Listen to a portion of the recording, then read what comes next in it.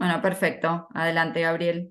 Bueno, muchas gracias. Buenas tardes a todos y todas. Bueno, en nuestro encuentro anterior habíamos estado hablando del tema relativo a la aceptación del cargo de los peritos, las formalidades que tenía el tema de la aceptación del cargo, los temas relativos a excusaciones y recusaciones de los peritos. Y habíamos avanzado muy poquito, en realidad, en relación al tema de cómo el perito se comunica con el tribunal, ¿no es cierto? Es decir, cómo hace el perito para hacer sus presentaciones frente al tribunal y comunicarse ante el juez o comunicarle al juez y a las partes cuáles son las peticiones que quiere realizar o eventualmente los actos que va a realizar en relación a el acto pericial propiamente dicho, ¿sí? En función a eso, yo les había señalado a ustedes que las presentaciones de parte de los peritos en los procesos judiciales en la provincia de Santa Fe se hacen por escritos, que antes se hacían en formato papel y actualmente en archivos PDF que se suben a una plataforma llamada CISFE, que guardan un formato que habíamos visto en la clase anterior, ahora lo vamos a repasar brevemente y que tienen que estar firmados digitalmente. Antes se firmaban en forma hológrafa y actualmente se firman en forma digital, es decir, ustedes van a tener que tramitar cuando se inscriban en la lista de peritos, bueno, comprar el token correspondiente y hacer la habilitación correspondiente también de la firma digital a los fines de que puedan hacer las presentaciones pertinentes en el tribunal o en los juzgados a través de la plataforma CIFE, que es la que utiliza el Poder Judicial de la provincia de Santa Fe. Eh, Bien, ese escrito que habíamos visto el otro día, voy a compartir pantalla ahora con ustedes para repasar un poco ese concepto que habíamos estado viendo, respondía un poco a esta estructura, ¿no? Lo habíamos visto un caso anterior, que era el del- del modelo genérico, podríamos llamarlo de esta manera, tratando de abrir acá para... Ahí está. El modelo genérico, que era el que habíamos visto en la clase pasada, en cuanto a todo escrito judicial, esto de que tenía que tener un título y la indicación de señor juez, la presentación del perito, el objeto, el desarrollo y el petitorio final del escrito, y les había mostrado cómo era un escrito de donde el perito solicitaba o comunicaba al tribunal la fijación del día, hora y realización de la pericia, tema que vamos a tratar hoy con mayor detenimiento, ¿sí? En realidad, fíjense que en este escrito en particular, el perito estaría fijando o estaría comunicando al tribunal un solo acto. En este caso sería el tema relativo a fijar el día, hora y lugar de pericia. Pero en realidad el escrito puede estar comunicándole al tribunal o al juez varios actos. O sea, el perito, por ejemplo, podría estar comunicándole que se fija el día, hora y lugar de pericia, podría estar comunicándole al tribunal también que va a necesitar a los fines de la pericia la presentación por parte de cada una de las partes de determinado tipo de documental o de determinado tipo de elementos, de determinado tipo de instrumentos necesarios para el acto pericial, e inclusive podría estar también solicitando, cosa que también es frecuente y vamos a tratar acá, el tema de adelanto de gastos a los fines de la realización del acto pericial. Con lo cual, en rigor, y ahora les muestro algunos ejemplos más de esto, en rigor, lo que ustedes pueden peticionar ante el tribunal se puede realizar en forma conjunta o en forma separada, indistintamente. Fíjense que en este caso, en esta otra filmina que les estoy mostrando, el perito solicita documentación, es decir, fíjense que siempre responde a la misma estructura, es decir, en este caso el título solicita documentación, señor o señora juez, fulano de tal, perito ingeniero, designado a los autos tales, ante vuestra señoría me presento y digo. Y en este caso se explica, por resultarme necesario a los fines de despedirme sobre los puntos periciales sometidos a mi conocimiento, se solicito que informe a las partes que se deberán concurrir al acto pericial con estos elementos. O sea, tienen que llevarme al acto pericial tales o cuales elementos. ¿Sí? Y en este otro modelo que les voy a mostrar, el perito, por ejemplo, estaría solicitando un adelanto de gastos. O sea, la misma estructura y volvemos a lo mismo, ¿no? Es decir, el título, El encabezamiento, señor juez, es lo mismo que antes, ¿no? Fulano de tal, perito ingeniero designado a los autos tales contra tal sobre tal cosa. Ante vuestra señoría me presento y digo, y en este caso, siendo necesario para la erogación de la pericia, gasto extraordinario porque tengo que hacer tal o cual cosa en tal lugar, le solicito al señor juez que me autorice el adelanto de tantos gastos, ¿sí? Hasta la suma de tantos pesos en concepto de gastos, ¿sí? Y finalmente, ahora salimos de la filmina y volvemos al tema que quiero tratar y eventualmente las preguntas. En este otro escrito, fíjense que se da la misma situación, pero acumulado todos los actos en un solo documento. Es decir, en un solo escrito, el perito, por ejemplo, puede fijar lugar, día y hora para la realización del acto pericial, puede solicitar la documentación y puede peticionar el adelanto de gastos. Acá está mal puesto el no, petición adelante, no, ya adelanto de gastos, y hacerlo todo en un solo escrito, sin necesidad de tener que hacer escritos por separado. Quiero decir con esto que a veces el perito se puede comunicar los actos en forma aislada, porque a lo mejor lo necesita hacer así, y si no, lo puede hacer en forma conjunta.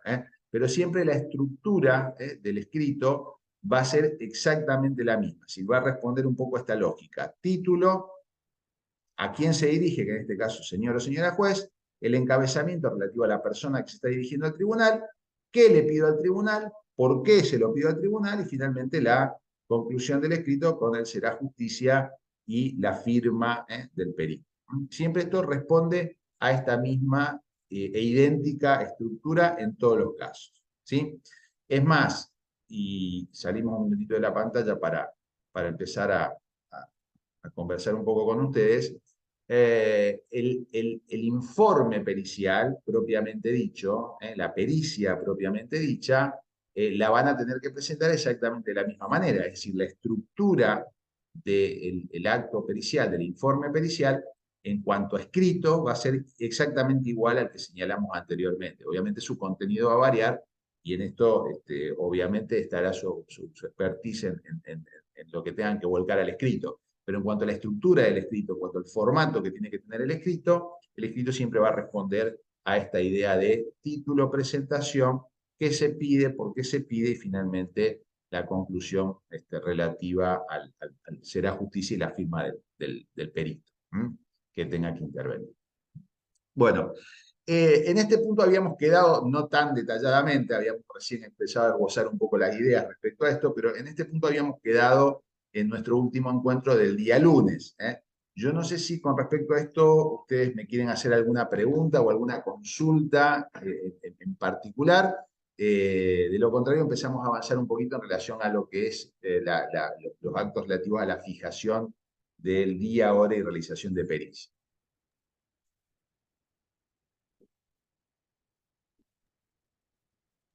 De mi parte quedó claro.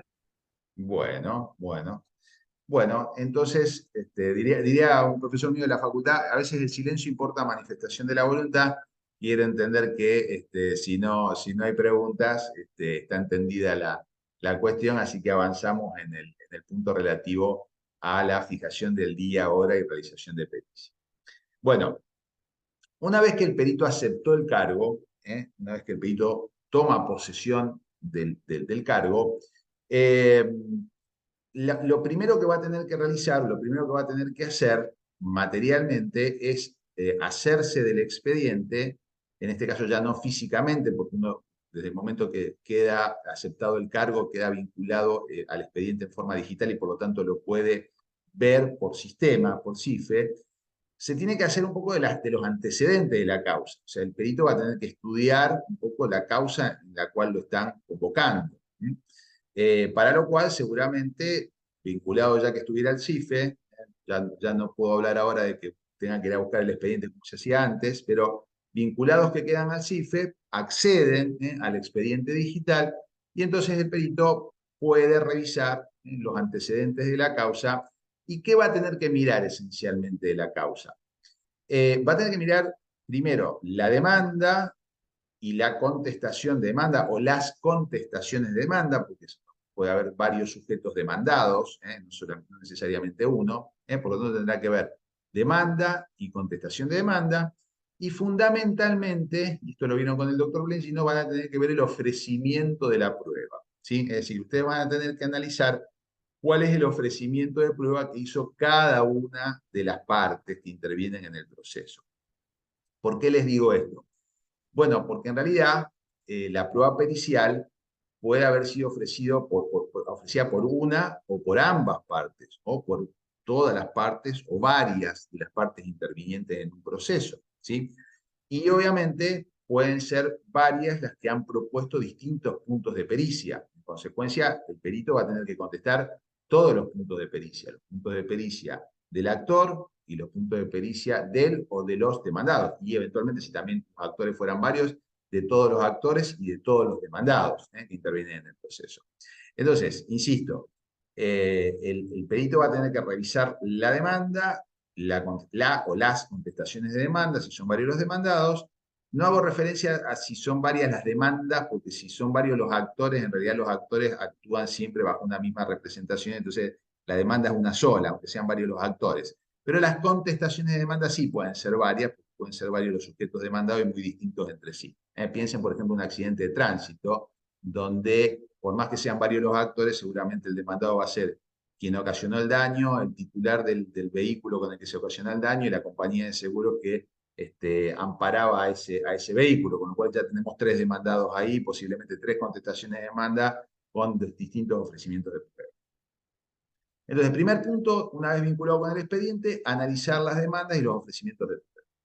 Tienen que tener en cuenta 2 cosas que son muy importantes, y esto ya es una cuestión procesal. Hay algunos tipos de juicios donde ustedes van a encontrar que el ofrecimiento de la prueba está en la misma demanda o en la misma contestación de demanda. ¿eh? Hay algunos tipos de procedimientos y en algunos tipos de tribunales donde el ofrecimiento de la prueba se hace con la demanda y con la contestación de demanda. Entonces ustedes van a encontrar el ofrecimiento de prueba y por lo tanto los puntos de pericia en ese lugar del expediente.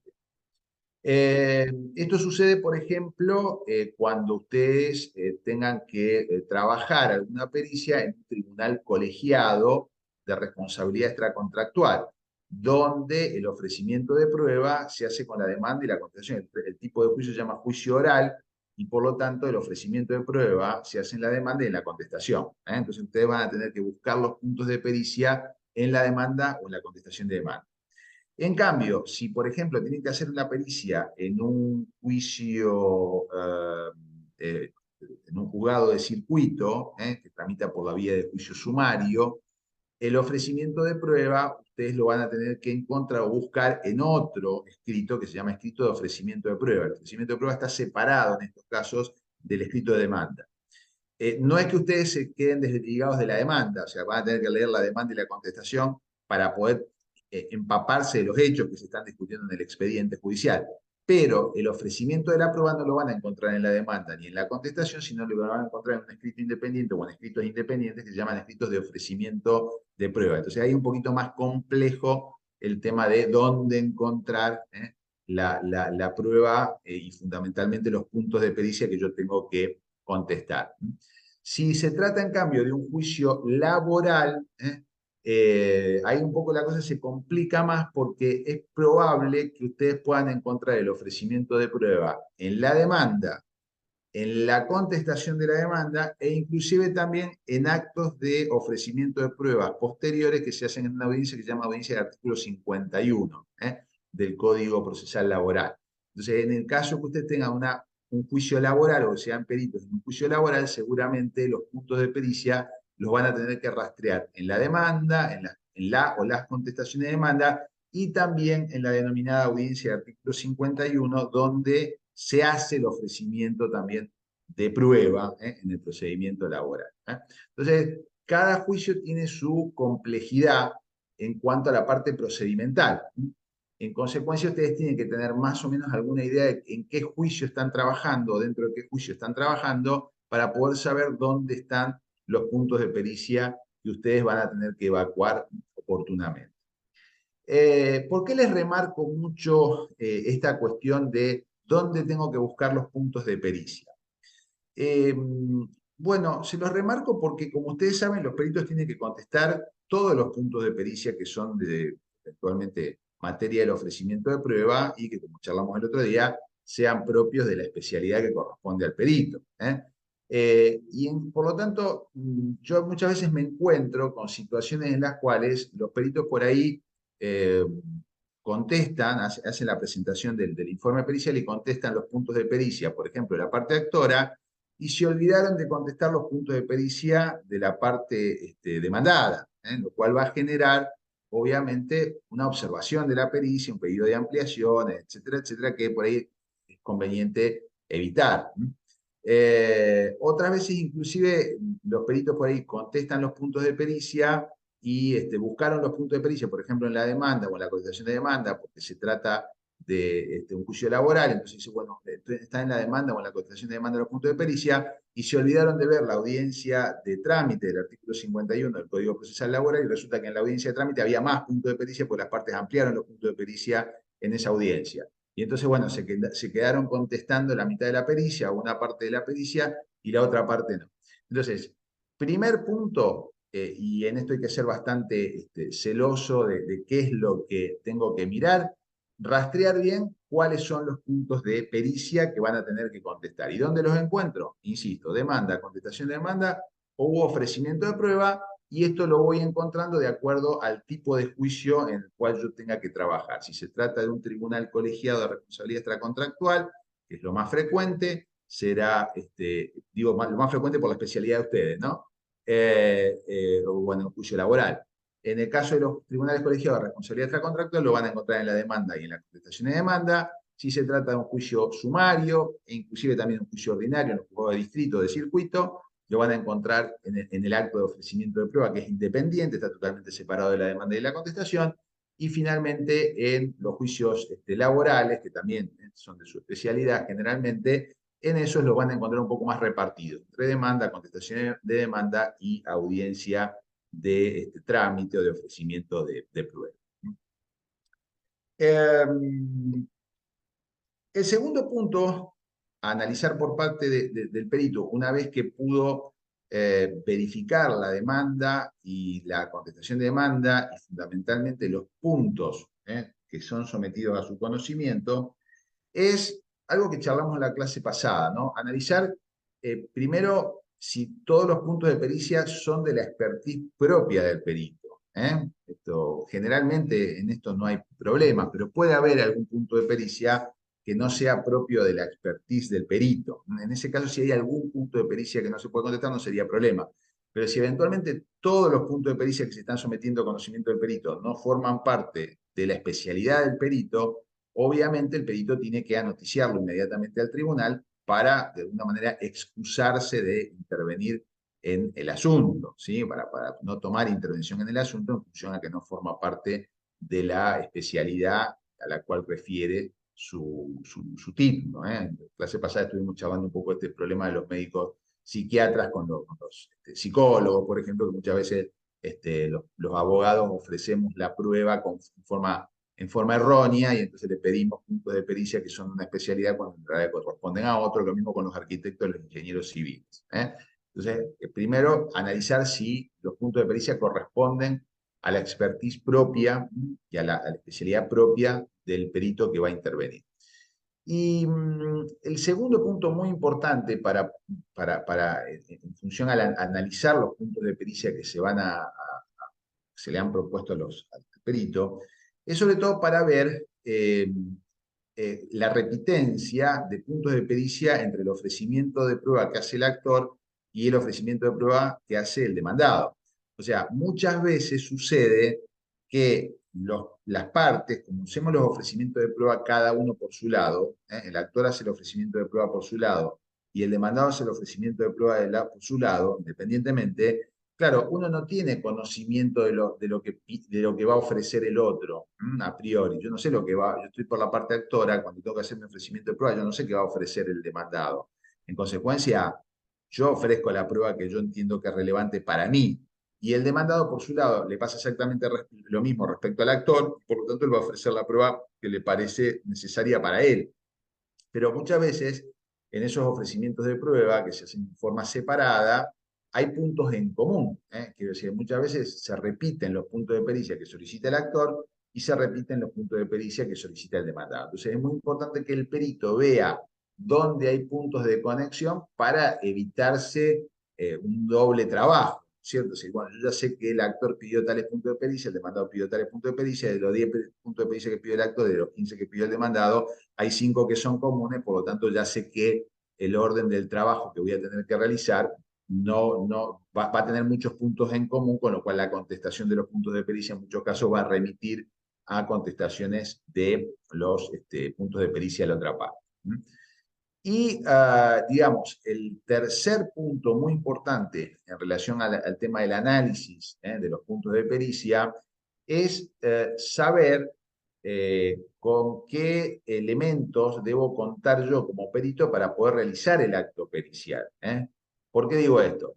Bueno, porque no es lo mismo que me pidan una pericia donde yo tengo que, por ejemplo, evaluar in situ una determinada maquinaria, o sea, cómo funciona una determinada maquinaria, por ejemplo, eh, a tener que hacer un análisis en abstracto respecto de una determinada situación. Por ejemplo, no es lo mismo que yo, como perito contador, tenga que evacuar algún punto de pericia vinculado a cuánto es el ingreso base que corresponde para una indemnización por un accidente de trabajo, para lo cual tener que evaluar eventualmente los recibos de sueldo de la parte damnificada o pedir algún informe SIPA al ANSES, por ejemplo, que tener que analizar puntos de pericia vinculados a cómo funciona una máquina determinada durante un determinado proceso productivo, ni tampoco cómo, por ejemplo, ocurrió un accidente de acuerdo a la mecánica que tuvo el siniestro. Entonces, de acuerdo a cada punto de pericia, ustedes van a tener que evaluar cuáles son los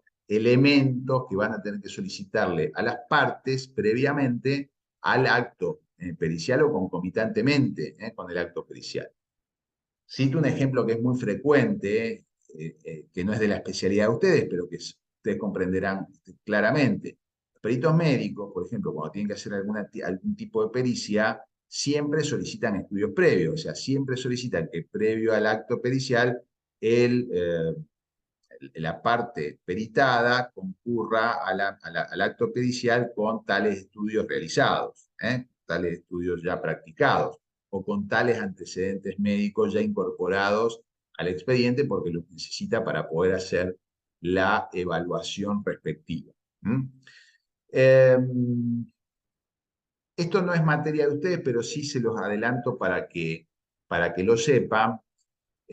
Muchas veces cuando el perito necesita algún elemento que se le sea incorporado al proceso o sea acompañado al acto pericial porque lo necesita a los fines de poder realizar el acto pericial, se suelen suscitar entre los abogados algunos conflictos relativos a la prueba. El perito es totalmente ajeno a esta situación, pero sepan que se puede plantear esto y que a lo mejor esto puede demorar que ustedes puedan realizar el acto pericial.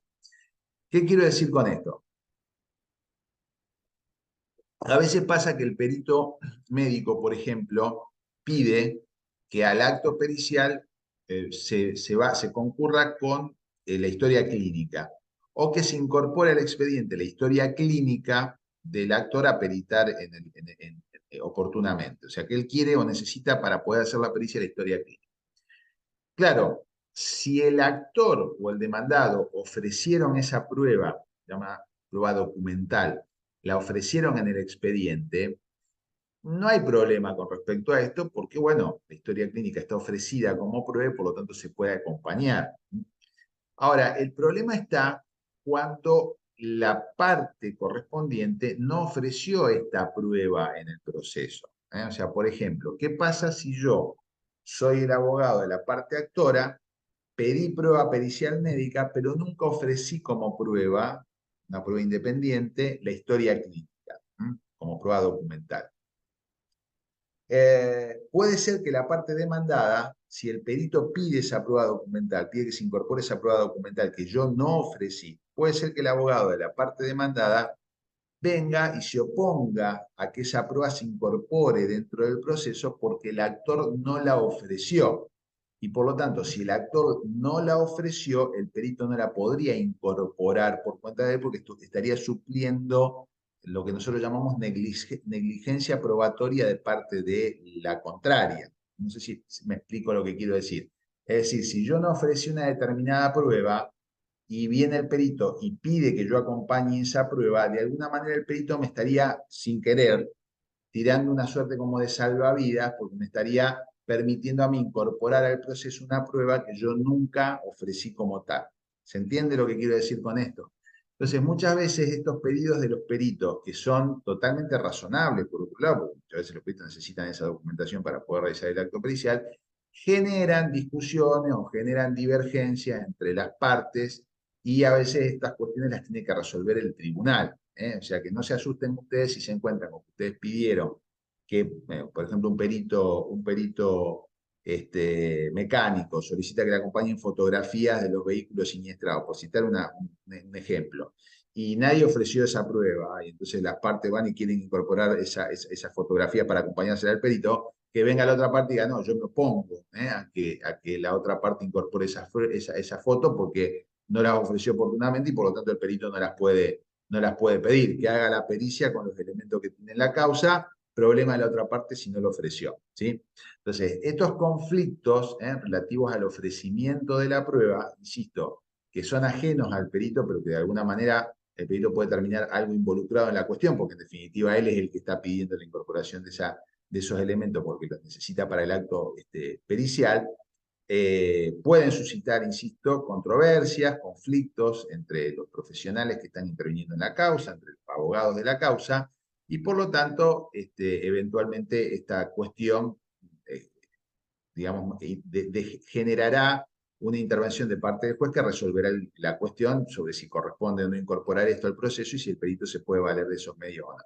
Pero si se les plantea esa situación, es decir, si se plantea la situación de que alguna de las partes se opone a que se incorpore al acto pericial un determinado elemento que ustedes consideran necesario, pero alguna de las partes se opone porque la otra no lo ofreció, en ese caso no avancen con la pericia, no sigan adelante con la pericia hasta que el juez no resuelva la cuestión. ¿Se entiende? Porque si ustedes eventualmente, haciendo caso omiso a lo que digan las partes, permiten que esa prueba se incorpore al acto pericial y presentan la pericia, se van a comer una impugnación de la pericia y eventualmente una nulidad de la pericia que no está bueno que suceda. Entonces, para evitar este tipo de situaciones, si ustedes piden determinada documentación o piden determinados elementos y alguna de las partes se opone a esto, ustedes no hagan nada hasta tanto el juez resuelva la cuestión. A lo sumo le podrán presentar al juez un escrito diciendo, bueno, señor juez, yo necesito este elemento, dado que las partes no se ponen de acuerdo con respecto a su acompañamiento, suspéndame el plazo para la presentación de la pericia hasta tanto la cuestión quede resuelta y resuelta que fuera, se me notifique cuál ha sido la decisión del tribunal al respecto para que yo pueda avanzar en el acto pericial. ¿Sí? Bueno, hasta acá estoy haciendo un monólogo. Sino, ¿alguna pregunta? ¿Una duda? Hola, sí, ¿qué tal? Muy buenas, Gonzalo. ¿Puedo consultar Hola, Gonzalo. justamente? Bien, ¿qué tal? Buenas tardes. ¿Puedo Buenas consultar tardes. justamente por el rol que le toca al perito en esas circunstancias, que se expresó muy bien? eh, Motiva a interponer de uno el expertise que dice, bueno, de las buenas prácticas falta tal evidencia, por ejemplo, citaste vos la foto. Bueno, excelente. Ahí uno toma un rol mucho más activo respecto a esa circunstancia. Eso Ujú. puede, eh, no, todos estos vericuetos, ida y vuelta, pueden desmotivar al perito a no querer hacerlo. Digamos, porque ¿en qué lo digo? Obviamente uno siempre va a buscar la solución, uno está acostumbrado desde la técnica a querer resolver los problemas a que se le plantean. Entonces uno se Ujú. encuentra con un inconveniente, ¿no? Eh, entonces lo que haría uno es ir, y yo nunca hice una pericia, así que mucho en la mecánica no la conozco en esa parte, entonces me genera ciertos resquemores. Eh, Uno va directamente y solicita al juez o a qué parte iría a solicitando, mira, para hablarlo en criollo, me falta esto porque no puedo llegar a expedirme, o sea, a hablar respecto a este tema, a dar una conclusión porque me falta una parte de rompecabezas, llamémosle mal y pronto, ¿no? Eh, Se necesita esto, porque uno lo explaya, lo dice, porque con las cosas que están planteadas no se puede llegar a un buen puerto de evaluación. O simplemente dice no, con lo que está y con lo que se fue presentado como evidencias, se puede llegar hasta acá. Y ahí de más ustedes verán qué quieren hacer. No sé si me estoy explicando bien No, con lo... totalmente, Gonzalo, totalmente. Em, bueno, tengo el deber de decirles algo que a veces es antipático y muchas veces no cae del todo bien, pero es la verdad, por lo tanto, o por lo menos es mi verdad, y tengo el deber moral de decirla. En los procesos judiciales, sobre todo en los procesos civiles, en los procesos comerciales, en los procesos laborales, es decir, en los procesos privados, los procesos que podríamos denominar no penales, Ujú. el proceso no está destinado tanto a la búsqueda de la verdad propiamente dicha, sino a la búsqueda de la fijación de lo que las partes afirmaron en el proceso. A ver si me explico lo que yo quiero decir. En un juicio ejecutivo, lo que yo persigo es convencer al juez de que yo tengo un cheque y que ese cheque es título válido para ser cobrado. Independientemente de si había una deuda, no había una deuda, cuál es el origen de la deuda o el motivo de la deuda. Yo tengo un cheque, ese cheque está impago, señor juez me lo tiene que pagar, punto. Si el cheque fue extraído en forma ilícita, no ilícita, etcétera, etcétera, etcétera, harina a otro costal, habrá que discutirlo en otro ámbito. Entonces, ¿por qué les hago esta advertencia previa? Porque en general el perito y los peritos tienen como actitud natural humana de decir, bueno, yo quiero indagar y buscar la verdad acerca de lo que se me está preguntando y por lo tanto voy a tratar de poner todo mi empeño, toda mi capacidad y todos los elementos necesarios para poder descifrar este intríngulis, este entuerto que está sometido a mi conocimiento. Pero ¿qué pasa? En la discusión entre las partes, hay un principio que se llama principio de igualdad procesal. Y por lo tanto, vos ofreciste tu prueba, vos actor ofreciste tu prueba, yo ofrecí mi prueba, que soy el demandado, y por lo tanto, si vos te olvidaste de ofrecer una determinada prueba X, y esto va en tu perjuicio, jorobate. Problema tuyo, tendrá un problema de responsabilidad con tu cliente, pero es un problema tuyo, porque si vos me alterás eventualmente el ofrecimiento de prueba y viene el perito y por vía de una suerte como de salvavidas en búsqueda de la verdad, me quiere incorporar prueba que la otra parte no ofreció, me complica la vida a mí, y a la inversa, si yo fuera el actor y el otro fuera el demandado, zapatearía. Es decir, esto es una especie como de juego de ajedrez en el cual cada uno mueve sus fichas en interés a las posiciones que tiene y cómo quiere que queden probadas cada una de las cosas, ¿sí? Entonces, no sé si me voy explicando en lo que quiero decir. Entonces, ¿qué pasa? Cuando el Perdón, perito, sí, sí, perdón. entonces puedo llegar a determinar que inconcluso respecto a lo que me ofrecen como pruebas y ahí veo cómo lo resuelven entonces. No, yo creo que exacto, yo creo que lo que es más sano para el perito es lo siguiente. Siempre sepan ustedes que cuando ustedes van a pedir algo, cuando ustedes van a solicitarle algo, a tu primera pregunta, no me quiero olvidar de contestarla, ¿a quién me tengo que dirigir? Siempre al tribunal. Es decir, el escrito que vos vayas a presentar, siempre fíjate que va encabezado, señor juez. Vos al que le estás hablando siempre es al juez, no a las partes. Le podés estar pidiendo al juez que le comunique a las partes tal cosa, pero vos siempre los pedidos se los haces al juez. Por lo tanto, vos, perito, advertís que en el ofrecimiento de prueba que hace el actor, supongamos una prueba pericial mecánica o una prueba pericial de higiene y seguridad, faltan tales elementos para que vos puedas contestar los puntos de pericia. Obviamente está en todo tu derecho que vos le solicites al juez que a los fines del acto pericial el actor o la demandada o ambos te acompañen tales elementos que vos necesitas a los fines del acto pericial.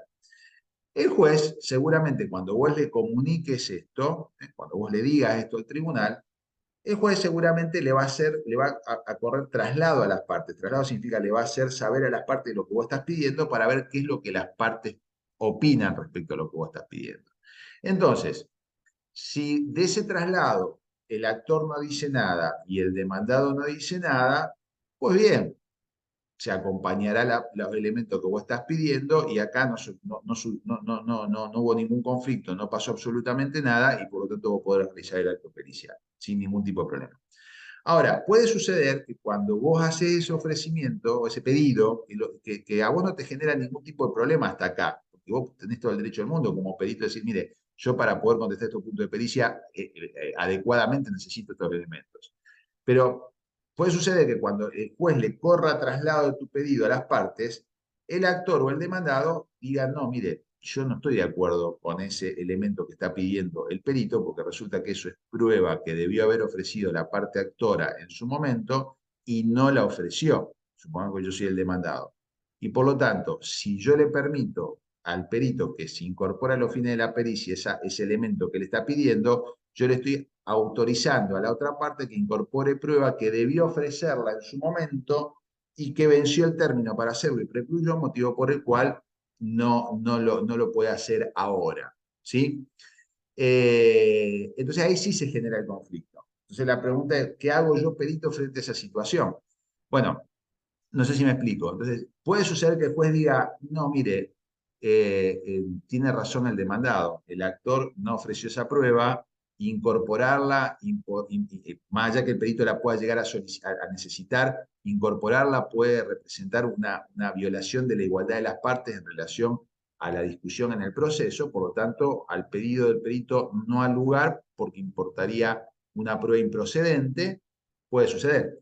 Y entonces, que vos te encontrés con que el juez no te autoriza porque las partes se opusieron a una determinada a un determinado elemento para la producción de prueba, vos no contarás con ese elemento y por lo tanto vos eventualmente podrás evacuar el punto de pericia o a lo mejor en la contestación del punto de pericia tendrás que decir, mire, este punto no lo puedo contestar por cuanto no tengo los elementos para poder evacuarlo adecuadamente. ¿Sí? Ya no es un problema tuyo, sino que será un problema del tribunal o eventualmente de las partes.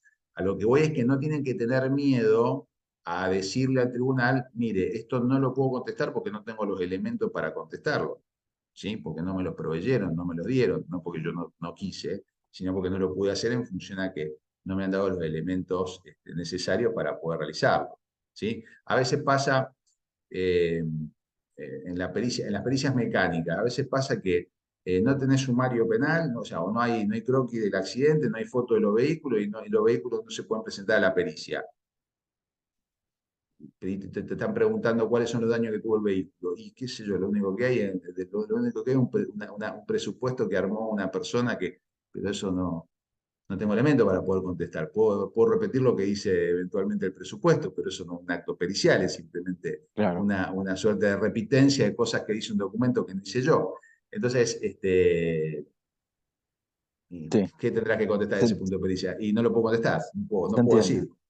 ¿Se se entiende lo que entiende. quiero decir? Sí, se entiende, se Este, entiende. no me quiero ir por las ramas en eso, pero lo que quiero que les quede claro es que a veces se pueden contestar los puntos de pericia y otras veces no.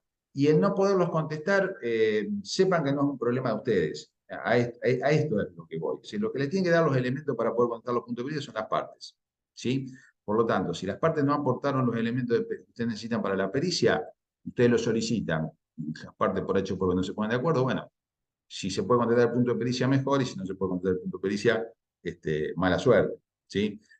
También piensen que el hecho de no poder contestar un punto de pericia porque una de las partes, por ejemplo, no quiso dar elementos para poder hacerlos, le genera a la otra parte también una presunción a favor. O sea, a mí muchas veces vienen los peritos contadores y me dicen, mire, doctor, yo no puedo contestar este punto de pericia porque fui a la empresa demandada 25 veces y no me entregan la documentación, no me entregan esto, no me entregan lo otro. Bueno, manifiéstelo al tribunal, infórmele al tribunal de que usted solicitó la documentación y que lo intiman a que lo entregue. Y el tribunal intima que se entregue y no se entrega la documentación. Bueno, conteste que no la puede evacuar los puntos de pericia porque la otra parte no le da los elementos. A mí me sirve que usted conteste eso, porque hay un artículo del Código Procesal que dice que cuando la otra parte no colabora con la realización del acto pericial hay una presunción en favor de la contraria respecto a lo que afirma en relación a lo que se quería peritar. Quiero decir, si yo digo que mi cliente ganaba 1.000.000 de pesos de sueldo y el demandado no quiere mostrar los recibos de sueldo y el perito no puede determinar cuánto ganaba de acuerdo a los recibos de sueldo del trabajador, pues bien, la presunción será, mire, ganaba 1.000.000 de pesos porque si usted no quiere mostrar la documentación, el perito no puede evacuar los puntos de pericia por esto, y la otra parte dice que gana 1 millón de pesos, y cuando tengo que creer que gana 1 millón de pesos. ¿Se entiende? Entonces, este hecho de alguna manera a mí me sirve como prueba. No sé si he sido claro, Gonzalo, y el resto de los Sí, sí, compañeros sí, en sí, lo relación entendí. a esta cuestión. Lo importante, yo lo que quiero que ustedes se lleven de alguna manera como moraleja de acá es que siempre que necesiten algo, pídanlo. Pídanlo al tribunal. Y el tribunal se encargará de notificarle a las partes que ustedes lo están pidiendo. Ahora, si las partes se lo aportan y no hubo ningún tipo de problema entre las partes, etcétera, etcétera, adelante con los faroles, como dicen los españoles. Pero de lo contrario, si hay controversias entre ellas, no se metan en esa discusión, no se metan en ese problema, esperen que el juez resuelva la cuestión, y una vez que el juez resuelva la cuestión, de acuerdo a cómo lo resuelva y la forma en que lo resuelva, ustedes avanzarán con la pericia en un sentido o en otro, de acuerdo a los elementos que ustedes puedan llegar a tener. ¿Mm? Bueno, dicho esto, Consulta, Gabriel, perdón. sí, Carol, sí, no, no, todo lo que ustedes quieran. Cuando yo tengo que buscar, ¿cómo es que había dicho usted? Los puntos de pericia, o Ujú. sea, vamos leyendo, porque obviamente es una demanda. Lo pregunto porque estamos acostumbrados a lo más técnico nosotros. No, es que es Eh, lógico, por eso por ahí me detengo en estas entonces, por cosas, porque sé que ejemplo, no son terceros. no sé, volvemos a un tema de un accidente que intervienen dos vehículos. Entonces, en el intervenir dos vehículos, ahí el perito es que empieza a tomarlo como punto de pericia, que hay dos vehículos, no sé, las marcas, y que para algunas consultas que le están haciendo la pericia necesitaría fotos o ir al corralón a ver los vehículos. Por ejemplo, a lo mejor vos del análisis, vos vas a ver el expediente y vas a analizar los puntos de pericia, ¿no es cierto? Y te dicen, bueno, a ver, necesito que usted me determine cuánto es el valor de reparación del vehículo. Bueno, a lo mejor tenés que ver el vehículo, o por lo menos tenés que tener fotografías del vehículo como para poder ver si la base de esas fotografías, porque a lo mejor el vehículo ya fue reparado, ¿cierto? Bueno, de acuerdo a la fotografía y al vehículo reparado, puedo verificar cuándo. Entonces, probablemente cuando vos vayas a fijar la fecha de pericia, a lo mejor en el escrito vas a dedicarle un párrafo diciendo, bueno, a los fines del acto pericial, necesito que la parte actora, suponete que fuera, acompañe fotografía del vehículo y que además se presente el vehículo al acto pericial, por ejemplo, ¿sí? Este, estoy dando un ejemplo muy puntual, ¿no es cierto?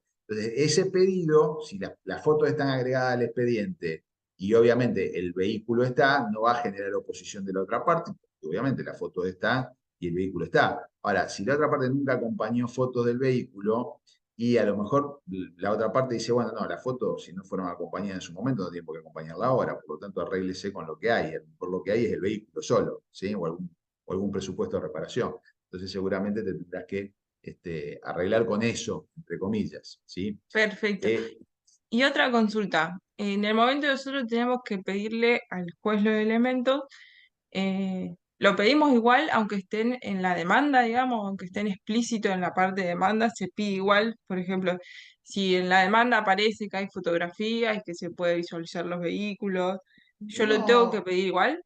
no, si los elementos están en el expediente no hace falta, porque ya están agregados al expediente, ¿sí? Si los elementos vos ves de la lectura del expediente, ves que ya están agregados al expediente, no tenés necesidad de pedirlos porque ya están, ¿sí? Ahora, el problema se suscita cuando a veces los elementos no están. Cuando vos de la lectura del expediente advertís, che, pero acá no hay foto, acá no hay croquis, acá no hay esto, acá no hay lo otro, voy a precisar todo esto, ¿sí? Eh, por ejemplo, te cito otro caso, los médicos es muy frecuente que digan, bueno, acá hay estudios médicos, pero resulta que el ofrecimiento de pruebas se hizo hace 1 año y medio, y yo lo voy a ver hoy al paciente, y por lo tanto tengo que ver cómo está el día de hoy, por lo tanto necesito estudios al día de hoy, independientemente de los que se ofrecieron en su momento. Por lo tanto, pido que me venga con una radiografía así, con un estudio así o otro estudio allá. En general ahí no hay problema. ¿Por qué? Porque como son cosas nuevas, la parte no puede haber ofrecido eso hace 1 año y medio, porque lo puedo ofrecer para el día 20 de septiembre del año 2023, una prueba cuando la estoy ofreciendo el primero de junio del año 2021.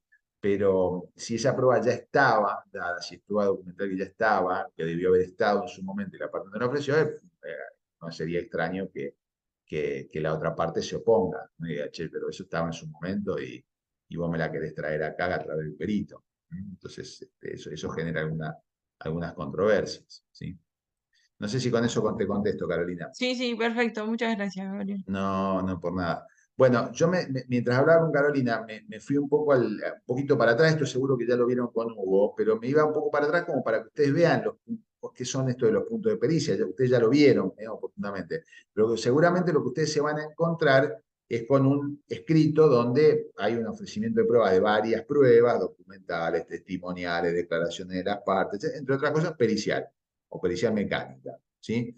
Entonces, fíjense cómo está redactado esto. Por ejemplo, describa, realizando el correspondiente, el lugar del accidente, base la litis.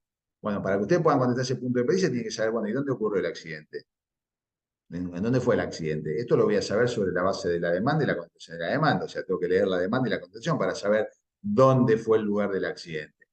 Indique si en la intersección existen semáforos, en caso afirmativo, en qué lugar están enclavados. Bueno, en este caso no tengo tanto problema, porque en todo caso tendré que ir al lugar y verificar si al momento de la realización de la pericia existen o no. Describa la probable dinámica accidental. Y ya ahí entramos bueno, a ver, vamos a ver con qué elementos cuento. Hay croquis de la autoridad policial respecto al accidente, hay fotografías de los vehículos, etcétera. O sea, pues tengo elementos para, no hay nada. Bueno, miren, voy a necesitar esto, esto y esto. A lo mejor las partes tampoco lo tienen, pero bueno, necesito tales elementos. Si conforme los daños graficados en las tomas fotográficas acompañadas, fíjense, acá ya hay fotos. Yo acompañé fotos en su momento del ofrecimiento. Y demás constancias de la causa, las demás constancias podrán ser el croquis de la policía que está acompañado, la denuncia en el CIDIAT que ya está acompañada, etcétera, etcétera. Puede evaluarse la probable velocidad con la que se desplazaban los vehículos, ¿sí? Indique el costo de los siguientes repuestos. Bueno, quiero decir, de la lectura que ustedes hacen de estos puntos de pericia, en este ejemplo que tenemos aquí en esta filmina, ustedes podrán advertir que habrá cosas que pueden contestar con los elementos que tienen en la causa, hay cosas que podrán contestar con una visita in situ, con una verificación in situ, ¿sí? Y hay otras cosas que ustedes no las tienen ni las pueden verificar in situ y que necesitan que se las acompañen las partes, porque no están en el expediente, no están agregadas, etcétera, y por lo tanto ustedes precisan que las partes se las acompañen, ¿sí? O sea, por ejemplo, para determinar el tema de los daños, creo que acá hay un punto, cuál es el costo, creo, de reparación, acá está. ¿Cuántas horas hombre insume los trabajos de reparación presupuestado, consigne, papá? Bueno, para saber cuánto es lo que tengo que presupuestar para las horas hombre de reparación, tengo que ver a lo mejor no solamente la fotografía, sino tengo que ver el vehículo. Por lo tanto, obviamente el vehículo no está en la demanda. Tráemelo. Ya está reparado, bueno, no importa, igualmente tráemelo porque quiero ver si se hicieron las reparaciones o no y qué entidad de reparaciones se realizaron, ¿sí? Entonces, quiero decir, eso lo van a poder ver ustedes o lo van a poder verificar ustedes de acuerdo a cada caso en particular. Hay casos en los cuales los abogados han sido más prolijos o más diligentes o más detallistas en el ofrecimiento de pruebas, entonces ustedes van a encontrar más elementos, y hay otros casos en los cuales elementos no están, o son muy pobres, o hay muy poco, a veces porque los abogados no han sido tan detallistas y otras veces porque los abogados han sido detallistas, han sido diligentes, pero todavía esa prueba no está producida. Cito un ejemplo también bastante habitual para el caso de los peritos mecánicos. El perito mecánico generalmente siempre quiere tener sumario penal para hacer el informe pericial. Siempre quiere tener el sumario penal, porque del sumario penal surgen elementos que son vitales en la causa, son muy importantes en la causa. Bueno, a lo mejor el actor ofreció el sumario penal, o el demandado ofreció el sumario, o sea, fueron diligentes en el ofrecimiento de esa prueba. Pero esa prueba por H o por B todavía no está incorporada al expediente. ¿Por qué? Porque el Ministerio Público de la acusación no remitió el expediente todavía, porque por alguna traba administrativa o burocrática el expediente todavía no está, etcétera, etcétera. Bueno, en ese caso ustedes pueden solicitar que, atento que el sumario penal no está incorporado al expediente, ustedes lo necesitan a los fines del acto pericial, se suspendan los plazos para la presentación de la pericia hasta tanto el sumario penal esté incorporado al expediente. Una vez que el sumario penal esté acompañado al expediente, fijaré la fecha de pericia correspondiente porque necesito ese elemento previo para poder realizar el acto pericial. ¿Se entiende? Entonces ahí seguramente no va a haber problema entre las partes porque la prueba está ofrecida y está detallada en el expediente, pero por algún motivo involuntario de las partes, todavía no está incorporada al proceso. Entonces, cuando se incorpore, estaremos en condiciones de realizar la prueba, ¿sí? Pero en todos los casos que ustedes la precisen, tienen que informarlo al tribunal para que el tribunal disponga en lo que hay que hacer a ese respecto. El tema es que no se asusten si hay conflictos entre las partes, porque es un problema de las partes, primer punto. Y segundo, no hagan nada hasta tanto efectivamente esos elementos que ustedes están solicitando estén autorizados por el juez para que se incorporen. Si el juez no lo autorizan, pues no van a poder contar con esos elementos y ustedes sabrán si pueden contestar los puntos de pericia que les fueron sometidos a su conocimiento o el punto de pericia X que requería de ese elemento, de esa documental, o no. Y tampoco tienen que tener miedo en decir lo puedo contestar o no lo puedo contestar, de acuerdo a esas circunstancias. Será un problema de las partes por qué no lo pudieron contestar o en qué condiciones no lo pudieron contestar. Bien, una vez entonces que ustedes ya analizaron el expediente judicial, ustedes analizaron la demanda, analizaron la contestación de la demanda, es decir, tienen una comprensión de qué es lo que pasó, de qué se está discutiendo, si ustedes me permiten el término, por dónde viene la cosa, para dónde va la cosa, y también tienen más o menos claro, o tienen claro cuáles son los puntos de pericia que ustedes tienen que evacuar, ustedes ya están en condiciones, primero, y volviendo a lo que decía antes, de ver cuáles son los elementos que van a requerirse para el acto pericial, si es que ustedes lo precisan y están fuera del expediente, o todavía no están incorporados al expediente, y fundamentalmente están en condiciones también de fijar el día, hora y lugar de la realización del acto pericial, ¿sí? Muchas veces los peritos me dicen, mire, Escalante, en realidad esto de que yo tengo que fijar un día, hora y lugar para la realización del acto pericial, yo no le veo mucho sentido. Los contadores son frecuentemente los que me dicen esto. Yo no le veo mucho sentido, porque en realidad a mí me traen los elementos y yo en mi estudio voy, hago las cuentas, hago los cálculos pertinentes y hago el informe. No sé en qué consiste esto de que yo tengo que fijar un día, hora y lugar para la realización del acto pericial, como avisándole a las partes cuándo voy a hacer la pericia. Aparte, yo no voy a hacer la pericia en un momento. A lo mejor la realización de la pericia me lleva varios días. Por ejemplo, yo tendría que notificarle al tribunal cuántos días me va a llevar. ¿Qué es esto de que yo tengo que fijar un día, hora y lugar para la realización del acto pericial? Bueno, en materia procesal rige un principio que se llama el principio de igualdad de las partes y fundamentalmente un principio que se llama principio dentro del principio de igualdad, el principio de derecho al control de la prueba. Cada parte tiene derecho a controlar la producción de la prueba que se produce en un proceso, porque esa prueba obviamente se puede tornar contraria a los intereses de mi parte. Por lo tanto, yo tengo derecho a controlarla. Cuando va a declarar un testigo, la declaración del testigo la toma el tribunal, pero yo actor y demandado, o yo demandado y la otra parte actora, estamos en la audiencia porque tenemos derecho a controlar cómo se toma esa prueba, si después le pregunta lo correspondiente, lo no correspondiente, si ese testigo estaba ofrecido o no estaba ofrecido, si le podemos repreguntar, no le podemos repreguntar, etcétera, etcétera, etcétera, ¿sí? Entonces, con el perito pasa exactamente lo mismo. El perito va a realizar el acto pericial, pero las partes tienen derecho a controlar la producción de esa prueba, ¿sí? Y el control de la producción de la prueba tiene dos momentos. Un momento es previo a la producción de la prueba y otro momento es posterior a la producción de la prueba. ¿Cuándo es este momento previo? El momento previo es cuando el perito va a realizar los actos preparatorios para el acto pericial.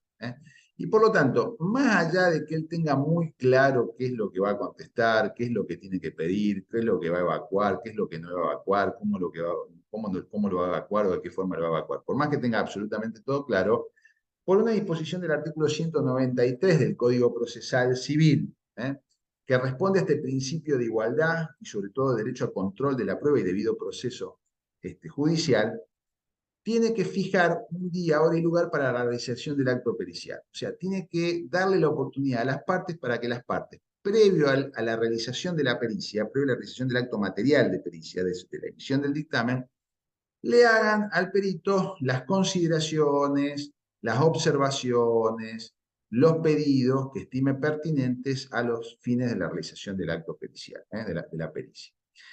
En consecuencia, desde el momento que ustedes pueden controlar el expediente van a saber qué documentación van a precisar, qué elementos van a precisar, y además van a poder saber ya más o menos cuándo pueden fijar el día, la hora y el lugar para la realización de la pericia, ¿sí? ¿Dónde debo fijar el lugar para la realización de la pericia? ¿En qué lugar debo fijar el acto de realización de pericia? Bueno, en realidad el lugar de realización de la pericia depende obviamente del perito, y aparte del tipo de pericia que se va a realizar. Hay casos en los cuales, por ejemplo, una pericia médica generalmente se realiza en el consultorio médico donde atienda habitualmente el perito médico. Entonces seguramente va a fijar como lugar para la realización de la pericia médica ese consultorio, ¿sí?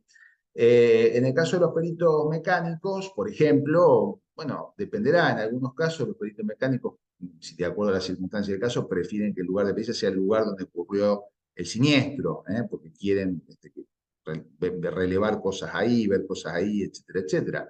Pero nada impide, por ejemplo, que sea en su propia oficina, porque simplemente se trata de verificar vehículos, daños, etcétera, que puedan ser llevados tranquilamente a la oficina del perito o al lugar de trabajo del perito y por lo tanto fijar la fecha, el lugar de pericia en ese lugar.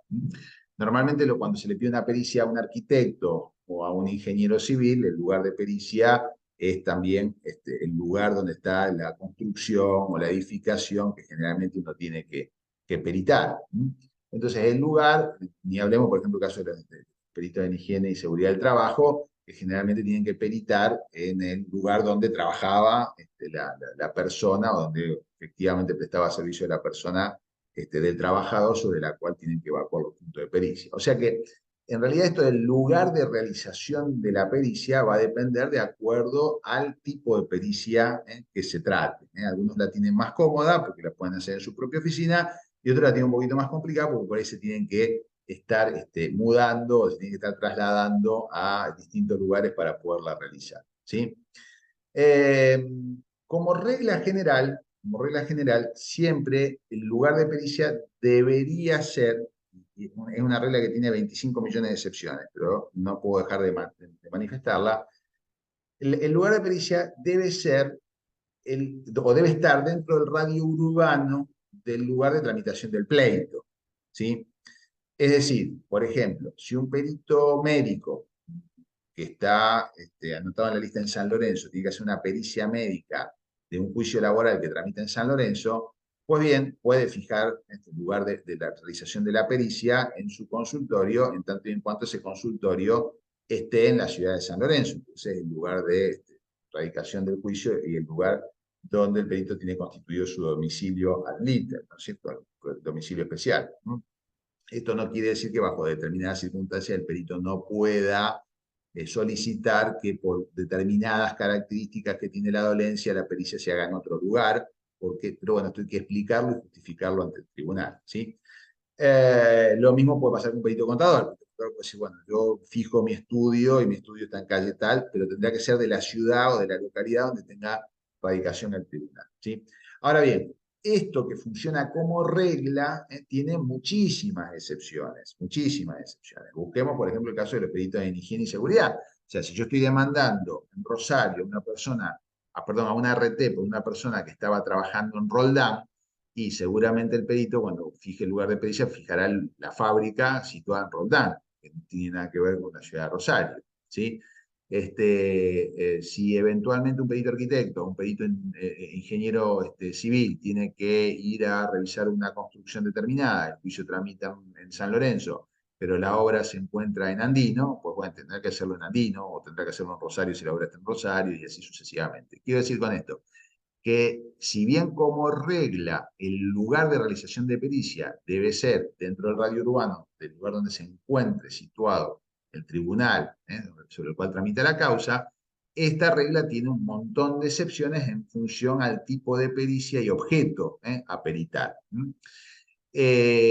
Ahora bien, ¿qué que en la práctica, porque a lo mejor algunos de ustedes me dicen, mire, doctor, todo lindo, pero yo, por ejemplo, trabajo en San Lorenzo, pero tengo el estudio, tengo el consultorio en Cañada,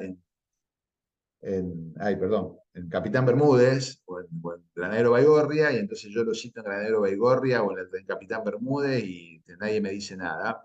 Pues bien, si usted fija el lugar de pericia, un lugar que es ajeno al lugar de radicación del juicio, esto no amerita ninguna causa de excepción, pero nadie dice nada, o sea, el actor no dice nada y el demandado no dice nada, pues bien, no pasa nada, ¿sí? O sea, yo me encuentro en muchos casos, por ejemplo, me ha pasado de pericias médicas o de peritos de psicólogos que se anotan en la lista de peritos de Cañada de Gómez, por ejemplo.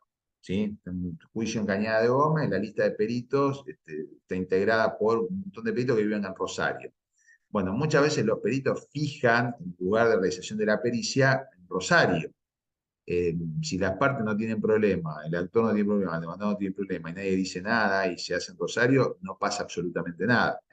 Pero si eventualmente alguna de las partes se opone a que la realización de la pericia se haga fuera del radio urbano de la ciudad donde está tramitando el juicio y no hay ninguna situación de excepcionalidad que amerite que se realice afuera, en ese caso esa oposición es válida y probablemente el tribunal les va a ordenar que la pericia se haga dentro del radio urbano del lugar donde tramita el pleito.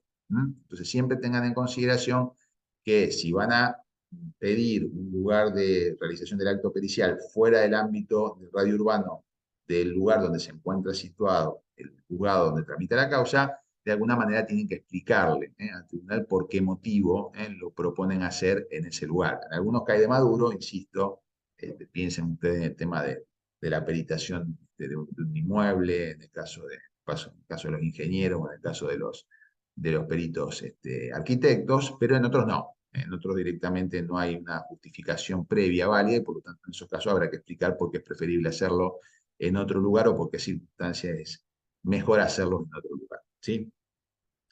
El segundo punto es el relativo al día de la realización de la pericia. El día de realización de la pericia siempre tiene que ser un día hábil. Un día hábil. Charlando en nuestro encuentro de la semana del lunes pasado, yo les había explicado que los días hábiles son de lunes a viernes, los hábiles judiciales, ¿cierto? Los días hábiles judiciales son de lunes a viernes, salvo obviamente los feriados. Entonces, el día de la realización de la pericia tiene que ser un día hábil. En consecuencia, si yo fijé un día de pericia y por algún motivo ese día es inhábil, a veces suele pasar esto de que fijé un día de pericia y resulta que después viene el gobierno y dice, che, el día viernes tal lo hacemos feriado puente. Pues bien, esa pericia no se puede hacer ese día, tengo que cambiar el día de realización de la pericia, porque si ustedes llegan a hacer la pericia un día inhábil, se comen una nulidad de la pericia, porque la pericia fue realizada en un día inhábil para su realización. Entonces, primer punto, día hábil. Recuerden también, esto se los marco, es una cosa que una la da por una verdad de perogrullo, y la da como sabida, pero en realidad no tienen por qué ustedes saberlo, que no son hábiles judicialmente los días de feria judicial. Ustedes saben que el tribunal cierra durante todo el mes de enero y cierra durante 2 semanas en el receso invernal que coincide generalmente con la vacación de invierno de las escuelas. Entonces, durante ese mes de enero y durante los 15 días de receso invernal de julio habitualmente, o de julio a agosto, en esos días tampoco son hábiles y por lo tanto no se puede realizar un acto pericial en esa fecha. Por lo tanto, si este año pasó porque se corrió el tema de la feria judicial, porque se corrieron las vacaciones de invierno de los chicos, quedaron muchas pericias que se hacían la semana antes de la feria y resulta que se modificó la fecha y esto generó, perdón, la semana posterior a lo que era originariamente la feria, esto se modificó y resulta que esa semana terminó siendo semana de feria. Bueno, esas fechas de pericia quedaron obviamente sin efecto porque el día obviamente es inhábil. Como toda regla, volvemos a lo anterior, tiene sus excepciones. O sea, hay casos en los cuales eventualmente yo puedo tener que pedir que la pericia se haga un día inhábil porque, por ejemplo, tengo que analizar una maquinaria que, supongamos, opera o funciona solamente los días sábados. ¿Sí? En la fábrica solamente esa maquinaria, estoy hablando de un caso de laboratorio, ¿no? Pues esa maquinaria que tengo que ver funciona solamente los días sábados, o la tengo que analizar en su funcionamiento durante tanta cantidad de días, todos los días de la semana, de lunes a domingo, que trabaja todos los días. Bueno, va a haber un sábado y un domingo que voy a tener que hacer la pericia, motivo por el cual ese día tendrá que realizarse la pericia, aunque sea inhábil.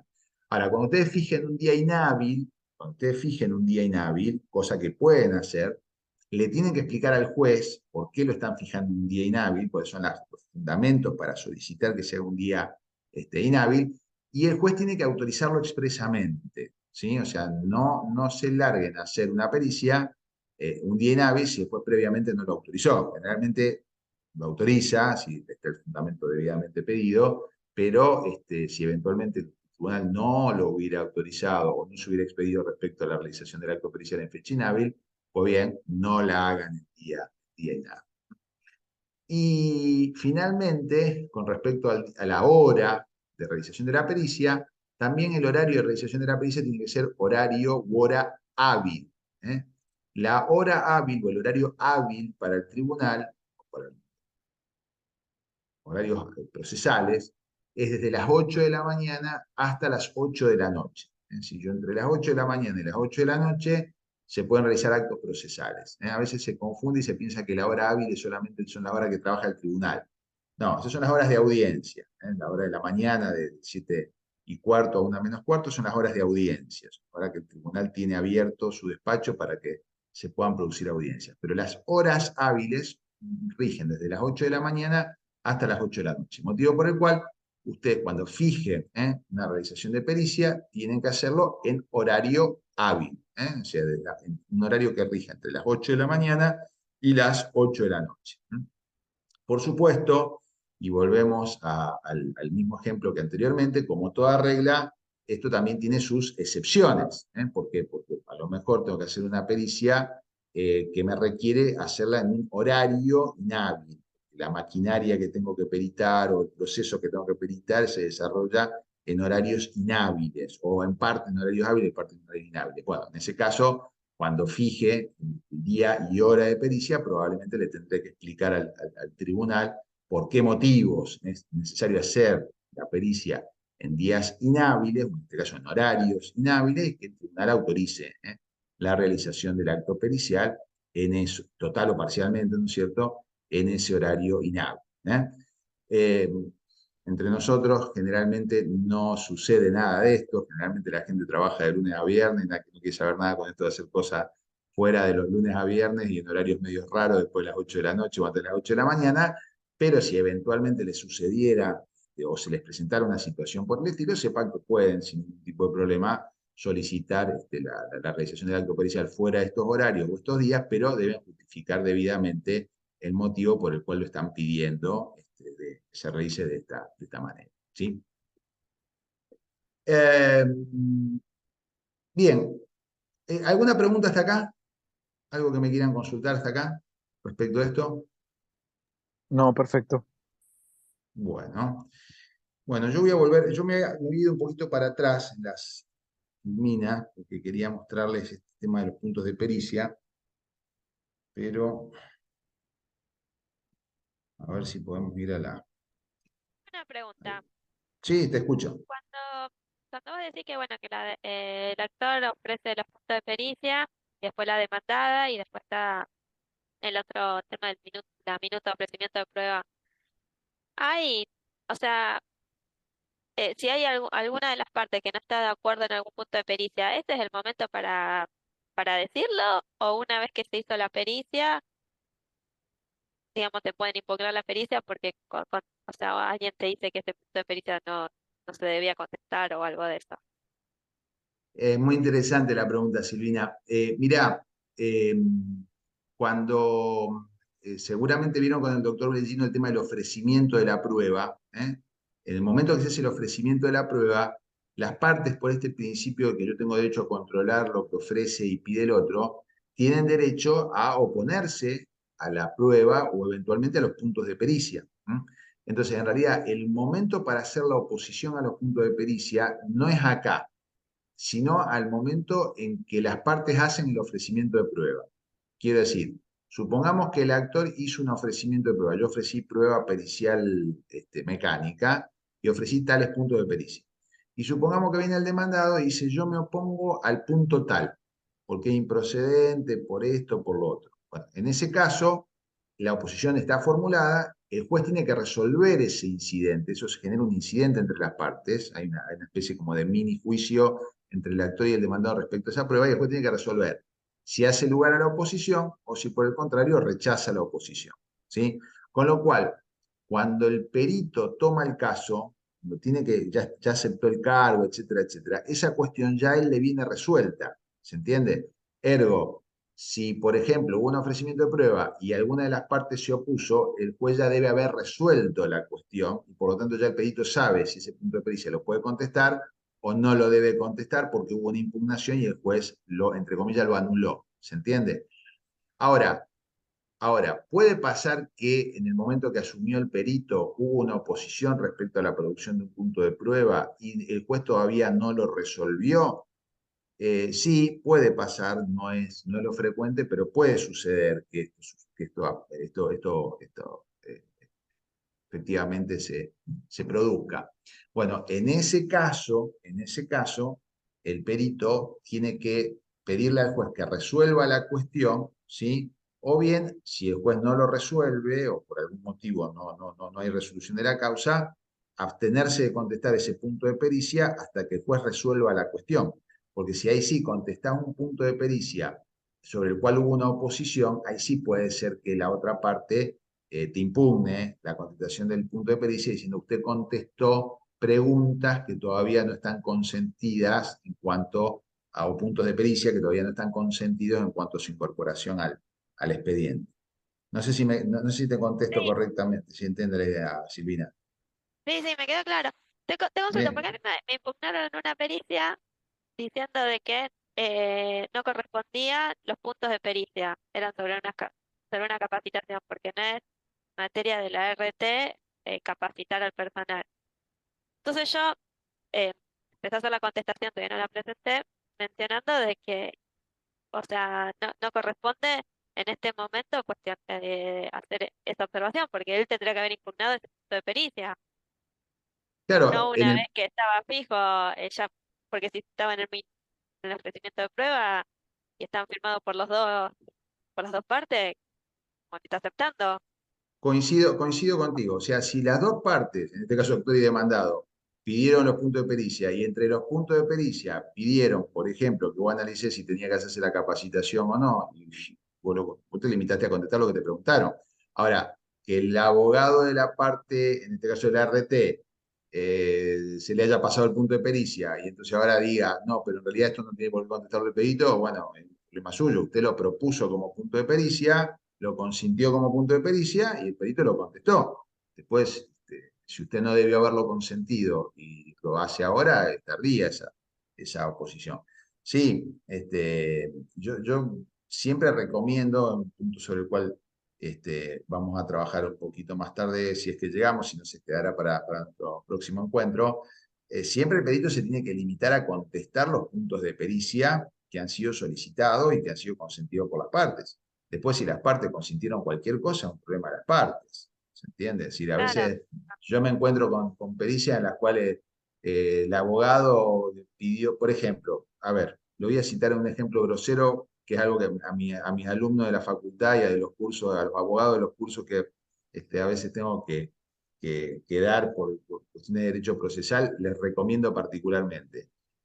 Hay veces que en los puntos de pericia se pone un punto que dice, bueno, informe todo otro punto que resulte de interés para la causa o que el perito le parezca de interés para la causa o relevante para la resolución de la causa, una cosa por el estilo. O sea, más de uno de los que está acá, que está trabajando como perito, se va a encontrar en alguna oportunidad o me va a decir, sí, yo lo encontré. Le ponen todo 10 puntos de pericia y en el último le ponen cualquier otra cuestión que el perito considere relevante. Bueno, generalmente yo les recomiendo a los peritos, mire, en realidad, si usted contesta eso y se pone medio que en Robin Hood, lo único que va a lograr es un problema, porque generalmente va a terminar contestando algo que después alguna de las partes no le va a gustar, entonces usted se lo va a terminar impugnando, se gana un dolor de cabeza, motivo por el cual póngale alguna cosa del tipo, no tengo nada más que informar y punto, y ya está, se terminó la cuestión. Pero si el perito, como muchos lo hacen, Si el perito viene y dice, bueno, mire, en la realidad a mí me parece que en la causa pasó esto, esto y esto, y que es relevante esto, esto y esto. Yo ni termino, y lo que me dice el perito no me gusta, y es más, me viene en contra, se me viene la pelota en contra, yo no tengo forma como abogado de impugnar eso que me está contestando el perito, porque en realidad yo lo habilité. Desde el momento que yo le agarro y le digo al perito, dígame lo que a usted le parece del asunto, yo le estoy de alguna manera abriendo la caja de Pandora para que el perito me diga lo que a él le parece, y lo que a él le parece puede ser muy distinto a lo que me parece a mí o lo que le conviene a mi cliente. Entonces, por eso generalmente les digo a los abogados, ojo con esos benditos puntos de pericia, que yo los veo permanentemente como si fueran la tabla de salvación, cuando en realidad es terrible hacer una pregunta así, porque de esa manera vos le dejás abierto al perito la posibilidad de que conteste sobre cualquier tema que no fue indagado, y lo que es más grave, que vos cuando te recibís la pericia con un dictamen desfavorable en ese punto, no tengas forma de impugnarlo, porque ¿sobre qué va a ser lo impugnar? ¿Qué le voy a decir al perito? Usted contestó algo que no le pregunté. No, si usted me lo preguntó, porque usted me dijo que yo opinara con respecto a cualquier otra cosa que me pareciera, motivo por el cual opino, y acá digo esto. ¿Sí? Así que, digo, vuelvo sobre mis pasos anteriores. El perito tiene que contestar lo que se le pregunta. Por lo tanto, si las partes consintieron un interrogatorio X y el perito contestó sobre el interrogatorio X, después esto no puede ser materia de impugnación. Nosotros le llamamos los abogados, es ir contra los propios actos. ¿Eh? Yo no puedo ir contra mis propios actos. Si yo te pregunté una cosa, después no puedo decir, che, pero ¿por qué me contestaste esto si yo no te lo pregunté? No, sí, me lo preguntó. Pero yo no tenía por qué hacer esto. No, usted me lo preguntó, yo lo contesté. Después ya es un problema suyo si usted me habilitó la pregunta.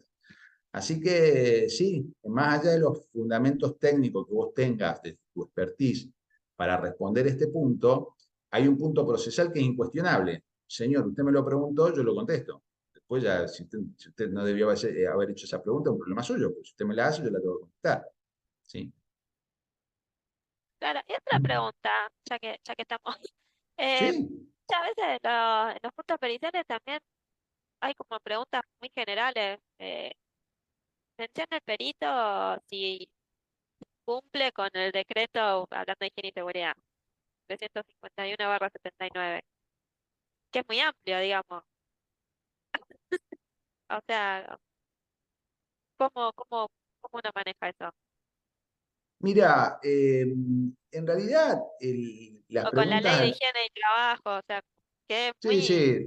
sí, a ver, si se ajusta a las normas de higiene y seguridad, esto y lo otro. Sí, te entiendo. Mira, en realidad esto queda un poco al buen criterio del perito. Si vos me preguntás a mí desde el punto de vista técnico, no corresponde que el perito se expida sobre cuestiones jurídicas. Es decir, para las cuestiones jurídicas está el juez. O sea, yo no puedo pedirle al perito que me diga qué opina del artículo tanto, o quién tiene la prioridad de paso en un siniestro tal o cual, de acuerdo a, si yo puedo decir quién venía por la derecha y quién venía por la izquierda, la evaluación de la prioridad de paso es una consideración jurídica que tiene que hacer el juez. En este caso, si a vos te preguntan, como es habitual, para que me digas si cumple con las disposiciones de la ley tanto, vos tenés dos opciones. Opción uno, decirle, mire, acláreme el punto de pericia, a qué disposiciones puntualmente se refiere de la ley tanto, porque la ley tanto es muy larga y por lo tanto puede versar sobre muchas cuestiones.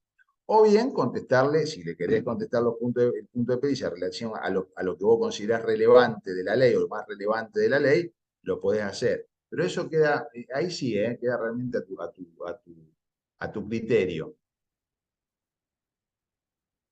Está bien, yo por lo general es como que menciono todas las cosas que uno ve de cumplimiento o de no cumplimiento, pero no se hace como una conclusión en general. O sea, el día de la pericia observé constancia de capacitación, observé entrega de elementos de seguridad, pero tampoco haciendo un análisis exhaustivo porque es No, muy largo. y a lo mejor, primero eso, Silvina, y segundo que, eh, como vos bien decís, la ley es, bueno, hay leyes y leyes, pero generalmente las leyes vinculadas a higiene y seguridad industrial son muy amplias. Además de esas leyes, tenés decretos reglamentarios y normativa adicional. Entonces, ¿a qué punto te estás refiriendo puntualmente? Porque puede ser una cosa chiquitita como una cosa enorme.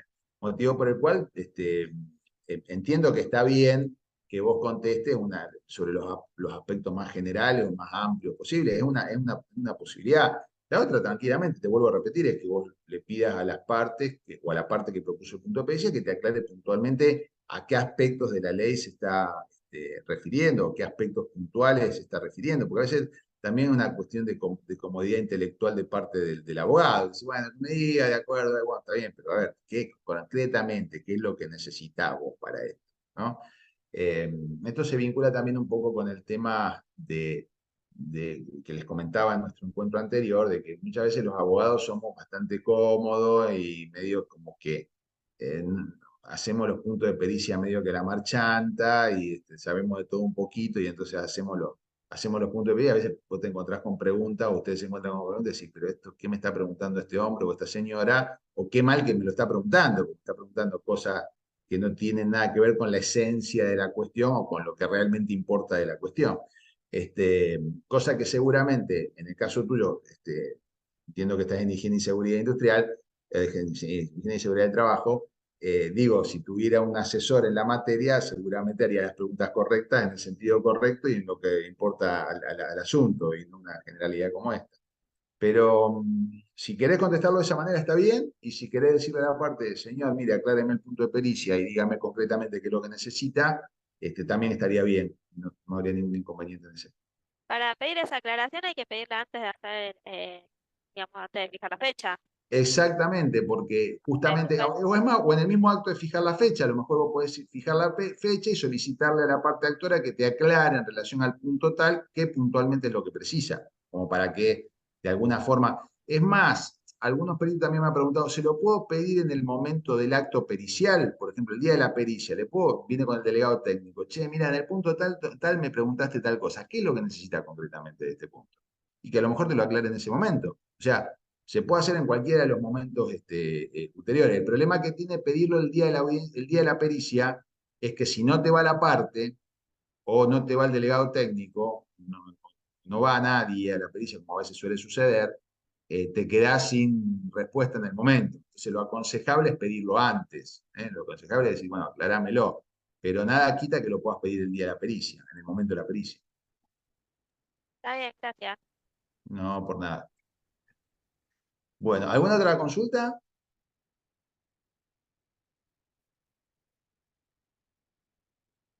Bueno, entonces estaba volviendo al tema del descrito de fijación de la fecha de pericia. Lo había puesto hacia atrás un poquito. Son los escritos que habíamos estado viendo hoy. Entonces, fíjense, en este caso, en legal tiempo y forma vengo a fijar lugar, día y hora para la realización de la pericia que me fueran encomendados los presentes autos. La misma se llevará a cabo en tal domicilio, en este caso de la ciudad de Rosario, el día tal a tal hora. Siempre remarcando día y hora. Acá hay un agregado que viene más a los fines de naturaleza académica que porque lo tengan que ustedes poner en un escrito, pero vienen dos puntitos que son importantes siempre destacar. Primer punto, al acto pericial, al acto de pericia, pueden ir las partes acompañadas de sus delegados técnicos, de lo que llamamos habitualmente perito de parte, mal llamado perito de parte, en realidad es un delegado técnico, o sea, un asesor técnico en la materia que es propia de la expertise de la pericia que se va a realizar. Por ejemplo, voy a hacer una pericia mecánica, yo tengo mi delegado técnico, o sea, tengo también un ingeniero mecánico que me ayuda a controlar la prueba, me ayuda a preparar los puntos de pericia, me ayuda eventualmente cuando digo ayuda, me ayuda a mi parte, ¿no es cierto? Me ayuda a controlar el acto pericial, eventualmente me ayuda después a impugnar el acto pericial si el acto pericial fue mal realizado. ¿Estamos? Entonces, al acto de pericia pueden asistir las partes, y cuando me refiero a las partes, me refiero al actor o al demandado o sus representantes, sus abogados, y también sus delegados técnicos, cualquiera. Ahora bien, la parte se llama Juan Pérez, si es el actor, y José González si es el demandado, los tengo identificados. El abogado del actor se llama Gabriel Escalante y el abogado del demandado se llama Hugo Blengino, por lo tanto también los tengo bien identificados. O sea, hasta ahí no hay problema si me aparecen Hugo Blengino, Gabriel Escalante o Juan Pérez o José González, los tengo identificados a todos. ¿Sí? Ahora, ¿Qué pasa si quiere venir un delegado técnico? Viene el ingeniero,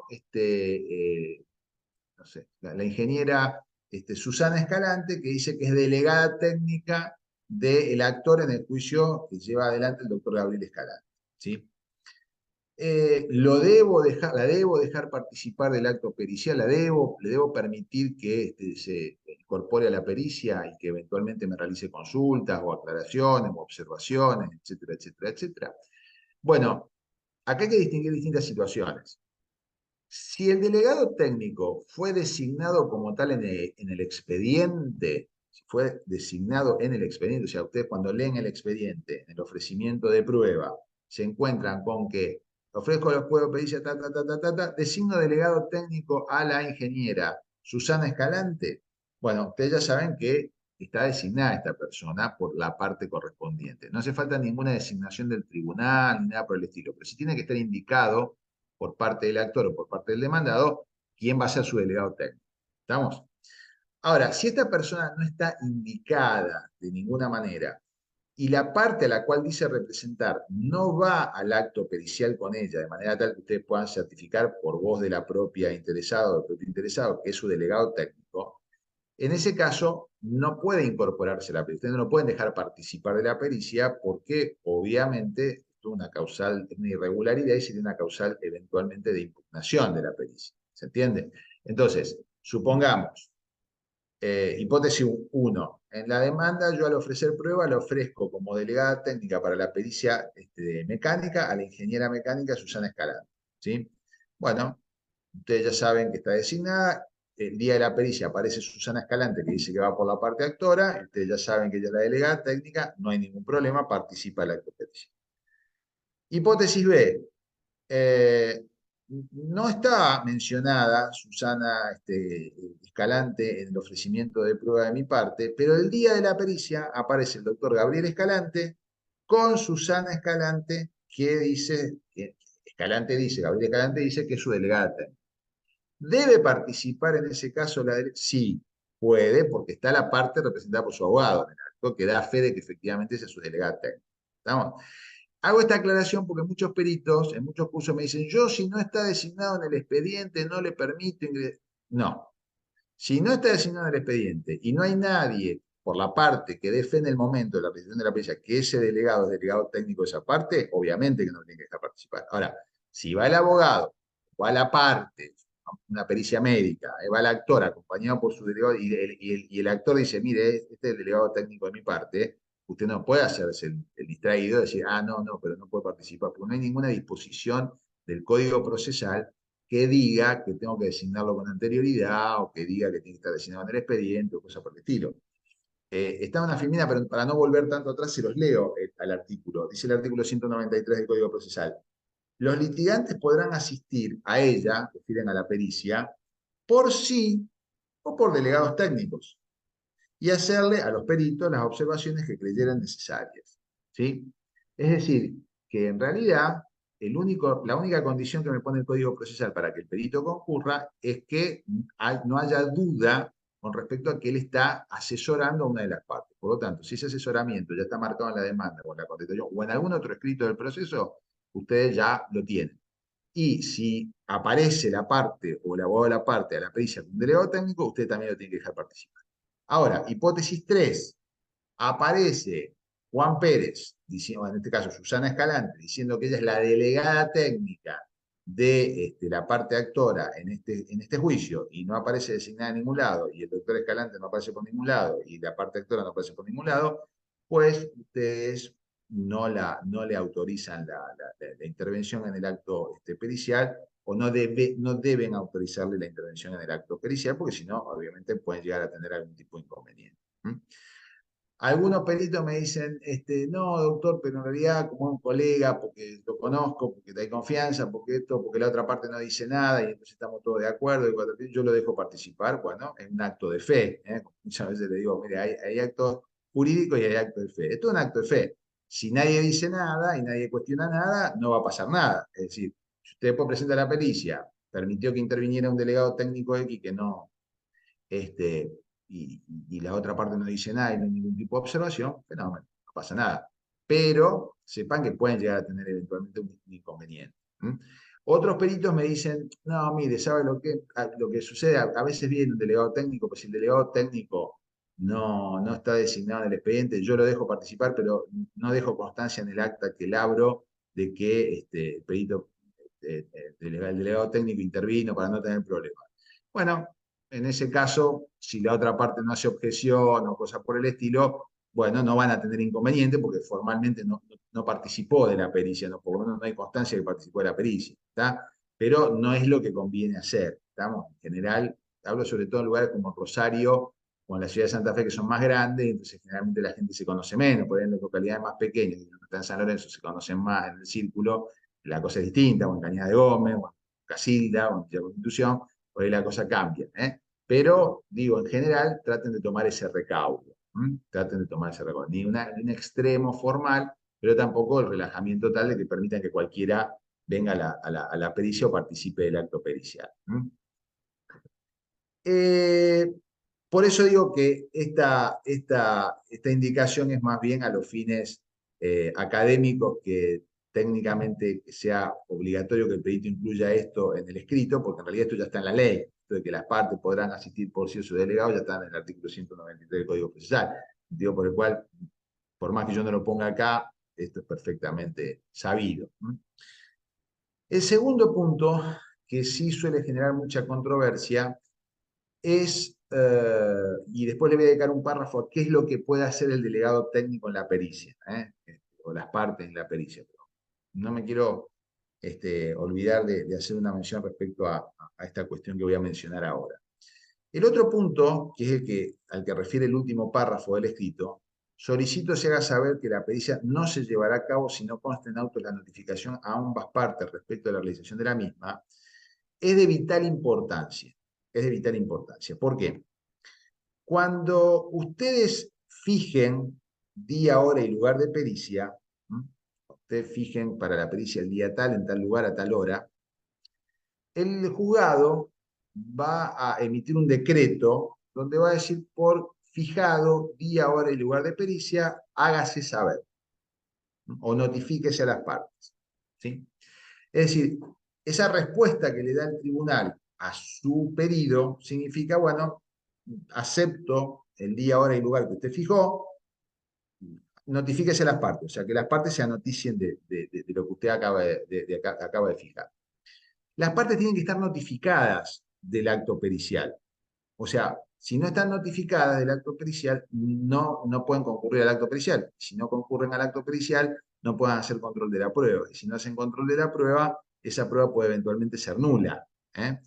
Entonces, a los fines de evitar la nulidad de la pericia, y esto es causal de nulidad de la pericia, ustedes se tienen que asegurar de que ese día, hora y lugar de pericia esté debidamente notificado a ambas partes, al actor y al demandado o los demandados, a todas las partes del pleito, aunque no hayan ofrecido la prueba, aunque no sean parte de la prueba ofrecida, igualmente tiene que estar todo el mundo notificado. Esta es una condición sine qua non para que ustedes realicen la pericia.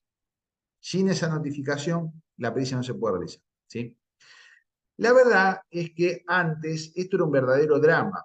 Antes del CIFE, antes de que nosotros trabajáramos los expedientes sobre la plataforma virtual CIFE, cuando los expedientes todavía se manejaban en forma física, era un drama para el perito este tema. ¿Por qué? ¿Qué pasaba? El perito fijaba la fecha de pericia, ¿sí? En tal día, tal hora, tal lugar, y después medio como que le perdía el rastro al expediente y quedaba un poco a merced de que la parte que estaba interesada en la producción de la prueba se encargara de notificar la pericia. Es decir, vamos a hacer una secuencia lógica. Si yo había ofrecido prueba pericial mecánica y el perito médico había fijado fecha de pericia para el día 25 de octubre del 2023 a las 10 de la mañana en tal lugar de la ciudad de San Lorenzo, ¿sí? Y el juez había decretado por fijado día, hora y lugar de pericia, hágase saber las partes.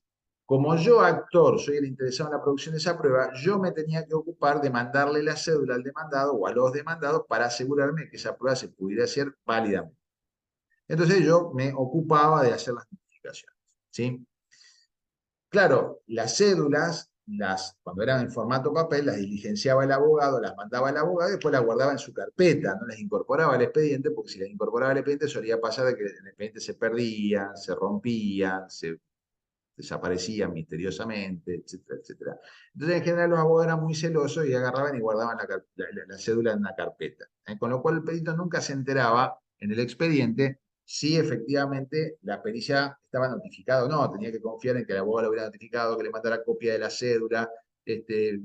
Bueno, en fin, era todo un drama. Realmente le dedicábamos horas a los cursos de cómo asegurarse que la notificación de la pericia estuviera hecha, ¿no? Si la tenía que notificar el perito, y entonces si la tenía que notificar el perito tenía que gastar él en mandar la cédula, lo cual es una barbaridad, porque tenía que notificarla a él, bueno, etcétera, etcétera. Bueno, la verdad es que esto ahora se simplificó bastante con el tema del CIFE. ¿Por qué? Porque las cédulas son electrónicas. Y porque más allá de que la ley no lo dice, pero yo creo que de una interpretación un poco amplia se puede inferir que sí pueden hacerlo, los peritos, a mi modo de ver, pueden firmar las cédulas de notificación, más si se trata de la notificación del acto pericial. Motivo por el cual, desde mi punto de vista, una vez que se fija el día, hora y lugar de pericia, los peritos, una vez que el juzgado decretó la pericia, no tienen ningún inconveniente en preparar la cédula y mandarla por el sistema CIFE, digamos, son gratuitas y se mandan en forma electrónica, no hay ningún tipo de inconveniente, ¿sí? Y si no la mandan ellos, ¿sí? Y la manda alguna de las partes, que suele ser lo más habitual, el perito no tiene por qué tomarse el trabajo de hacer esto, si lo quiere hacer lo hace, si no, no, pero también es habitual que lo hagan los abogados, pero al hacerlo los abogados en forma electrónica, el perito lo puede ver reflejado en la pantalla, o sea, el perito ve en el sistema que efectivamente la cédula está mandada tal día a tal abogado que representa tal parte. Por tanto, está notificado de la realización de la pericia. Entonces, el cuadro, el panorama para el perito es sumamente claro porque obviamente ve si efectivamente el día, hora y lugar de pericia está notificado o no. Sobre este tema voy a volver ahora en un ratito, pero sepan que si la pericia, el día y hora y lugar de pericia no está notificado, ¿sí? La pericia, por regla, no se hace. O sea, no se puede realizar el acto pericial si no están notificadas debidamente todas las partes del proceso. Por supuesto, como toda regla, tendrá alguna excepción que vamos a ver después o analizar después. Pero por regla general, no se hace la pericia. Y eso es casi un dogma. O sea, si ustedes no ven que estén notificadas todas las partes del acto pericial, la pericia no se hace. Fijamos otro día, la hacemos en otro momento, lo lamento, los abogados zapateamos, no nos gusta, pero bueno, yo, perito, no la hago. ¿Por qué tienen que estar notificadas las partes? Y vuelvo a repetir lo que decía antes. Porque el acto pericial puede ser controlado y las partes tienen derecho a controlarlo, porque es prueba que se le puede oponer en un proceso judicial y por lo tanto si es prueba que yo no puedo controlar, es prueba que se me opone sin debido control, no hay debido proceso, hay nulidad. ¿Está? Esto es algo muy de los abogados, es muy de las teorías abogadiles, pero es lo que aplica en materia procedimental. Entonces, si el perito hace una pericia nula, se genera un problema serio, porque esa nulidad después la tiene que pagar el perito.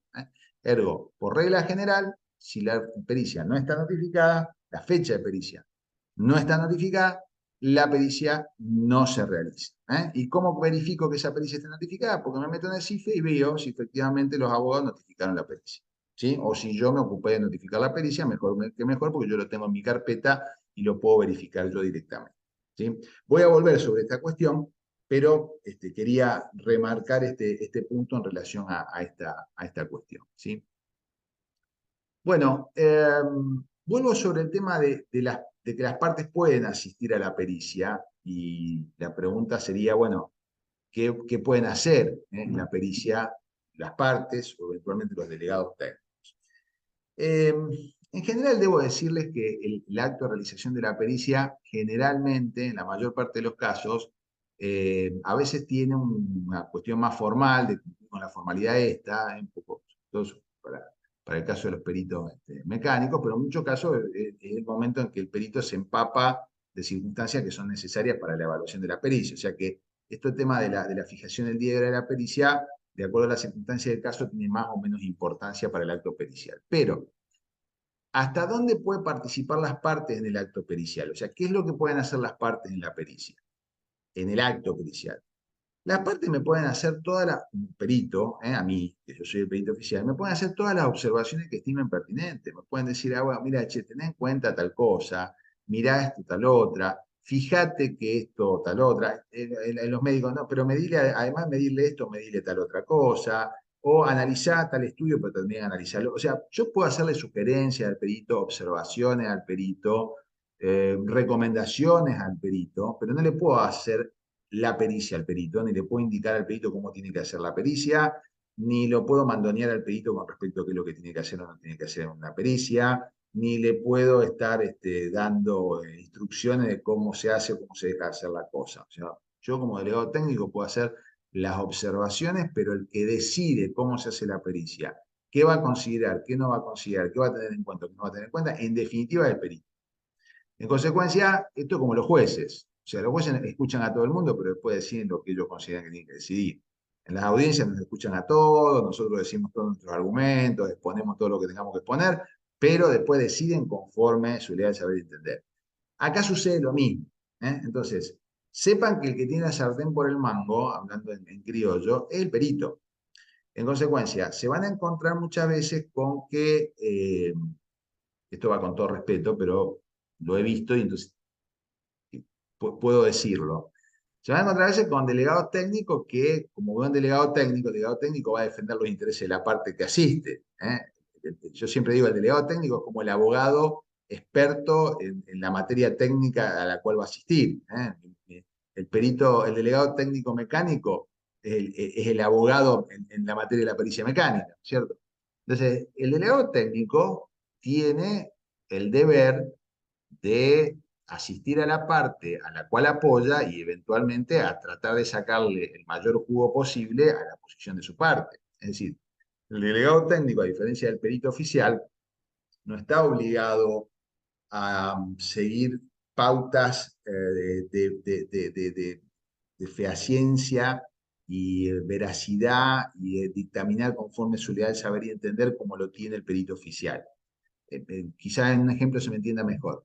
Si yo soy el delegado técnico de la parte actora y yo sé que la parte actora, cuando inició el cruce de la calle, cruzó a mitad de calle y no por la senda peatonal, y obviamente el delegado técnico de ninguna manera va a hacer preguntas vinculadas a por dónde cruzó esta persona. Todo lo contrario, va a tratar de orientar las preguntas o va a tratar de orientar al perito para el lado de cómo fue la mecánica del accidente o de qué manera la persona estaba lo más cerca de la senda peatonal posible de donde no estaba, etc. Pero quiero decir, este es un juego bastante entendible la situación. Después era el perito oficial el que, de acuerdo a su legal saber entender, diga, mire, yo entiendo que esto fue así, independientemente de lo que me quiera convencer el abogado o el delegado técnico de la actora o el abogado y el delegado técnico de la demandada. ¿Se entiende?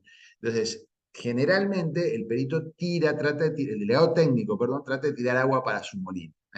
Y muchas veces en ese tirar agua para su molino se exceden un poco, porque muchas veces lo quieren mandonear al perito oficial, o le quieren decir al perito oficial lo que tiene que hacer, o medio como que le quieren hacer decir al perito oficial lo que el perito oficial entiende que no sucedió, etcétera, etcétera. Y algunos se ponen un poquito más intensos con respecto a esto, y otras, a veces inclusive hasta hay una cuestión este, eh, de temor reverencial, ¿no? A veces nos encontramos con delegados técnicos que fueron profesores en la facultad del perito oficial, o el perito oficial resulta que te dice que este delegado técnico es un genio porque escribió 5 libros acerca del tema y patapín. Entonces hay una cierta como de, bueno, todo eso está bien, uno lo entiende, lo comprende, etcétera, etcétera, pero sepan que ustedes como delegados técnicos, perdón, como peritos oficiales, tienen el deber de llevar adelante la pericia conforme su leal saber y entender. Los directores de la pericia son ustedes tienen el derecho a escuchar a todas las partes, todas las sugerencias, etcétera, etcétera, pero después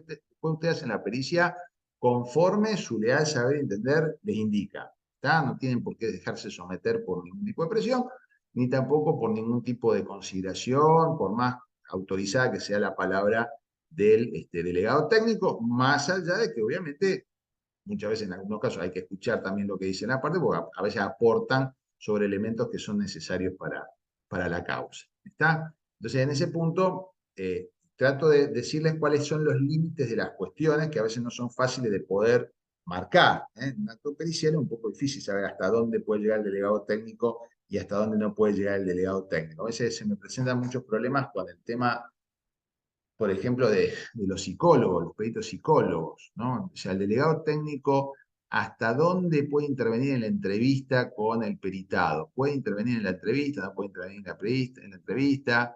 ¿Puede preguntar? ¿No puede preguntar? Bueno, entonces, a veces el perito psicólogo te dice, mirá, la entrevista es privada, si yo dejo de intervenir a otras personas, le quito la privacidad necesaria para el acto pericial, para la papá, motivo por el cual, a ver, yo escucho previamente a todas las partes, y la otra parte quiere me escuchan de afuera, tras un vidrio, no sé lo que fue, pero yo la entrevista la tengo que tener en forma privada. Y lo otro viene y te dice, no, yo la quiero tener con usted porque también lo quiero indagar a la persona. Entonces se plantean situaciones, digamos, que son un poco enojosas y que obviamente el perito tiene que resolver conforme su legal saber tener en el momento. Entonces, si yo considero que te tengo que escuchar todas las consideraciones que vos tengas que hacer, pero adentro no entras porque no, que te lo tengo que tener en forma privada con la persona a peritar, bueno, lo haré de esta manera. Yo te escucho, pero digamos, es necesario para el trabajo pericial que yo esté en privacidad con el peritado, ¿sí?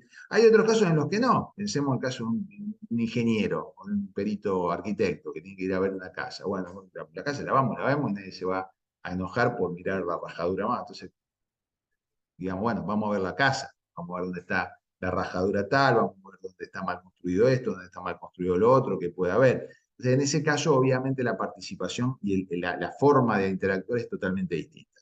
Pero cada especialidad tiene sus particularidades con respecto a la forma del desarrollo de la pericia, y sepan que ustedes tienen que saber hasta dónde tiene que jugar el perito o hasta dónde puede intervenir el delegado técnico, por más buenas intenciones que tenga, o por más sapiencia que tenga, o por más conocimientos que tenga, ¿sí? Y también sepan, esto es una verdad de perogrullo, pero se lo tengo que remarcar, la pericia la hace el perito oficial. La pericia la hace el perito oficial. Entonces, esto de que anda tranquilo, yo te la preparo y después te mando un borrador, o a firmarlo tranquilo, de ninguna manera. La pericia la hace el perito oficial. Que, insisto, pueda escuchar a las partes, bárbaro. Que pueda escuchar a los delegados técnicos, bárbaro. Pero el acto pericial lo hago en privado, lo hago en forma privada. No tengo por qué estar con los delegados técnicos al lado mientras estoy haciendo el informe pericial, ni mucho menos. Y obviamente opino lo que yo opino y marco mi opinión de acuerdo a lo que yo considero como perito, ¿sí? Una vez terminado el acto pericial, o sea, una vez realizado el acto pericial o realizada el acto de pericia, es muy importante, en la medida de lo posible, de elaborar un acta, o sea, de hacer una especie como de constancia por escrito de lo que de escrito pero muy sencillo, ¿no es cierto? De la realización de la pericia, de quienes concurrieron al acto pericial y que se escucharon a la parte, se hicieron las observaciones pertinentes, etcétera, etcétera. Es decir, después les vamos a mandar un modelo con la filmina, oportunamente cuando terminemos el curso, pero generalmente se hace una pequeña actita, muy sencilla, donde, ¿se acuerdan cuando vimos el tema de la aceptación de cargo en la ciudad de Rosario, a los tantos días se acepta el cargo? Bueno, parecido, en la ciudad de Rosario o en la ciudad de San Lorenzo, o en el lugar donde se haga la pericia, a los tantos días del mes de septiembre de año 2023, siendo las tales horas, dentro de diciendo día y hora de la pericia ordenada en los autos caratulados tal contra tal sobre tal cosa, comparecen por la parte actora el ingeniero tal, delegado técnico del actor el ingeniero tal, y como delegado técnico de la parte demandada el ingeniero tal, y abierto el acto, se escuchó a los delegados técnicos respecto a las observaciones que debían realizar, solicitando, por ejemplo, el delegado técnico de la actora que se tenga en consideración tal o cual cosa, y solicitando el delegado técnico de la demandada que se tenga en consideración tal o cual cosa, o tal o cual otra cosa, con lo cual finalizó el acto que previa lectura y ratificación de las partes se firma y concluimos el acto, ¿sí? Después le vamos a mandar un modelito. Pero quiero decir, dejar una constancia por escrito de lo que pasó, que no tiene que ser necesariamente un acta con el detalle de cada una de las cosas que se dijeron, de cada una de las cosas que se observaron, de cada uno de los detalles que se debieron analizar, pero sí una constancia que las partes fueron, ¿sí? Y que se les dio la oportunidad de hacer las observaciones que estimaran pertinentes. Inclusive si ellos quieren dejar alguna constancia en particular, se deja. O sea, por ejemplo, el delegado técnico dice que considera que se tiene que analizar esto de tal manera y yo considero de tal otra, se deja constancia. ¿Sí? Si el delegado técnico pide dejar constancia de esta circunstancia o de esta situación. ¿Sí? Eh, por supuesto, si alguna de las partes no va a la pericia, pero está debidamente notificada, la pericia se puede hacer sin ningún tipo de inconveniente. O sea que puede suceder que usted a lo mejor fue el delegado técnico de la actora y no fue nadie por la demandada.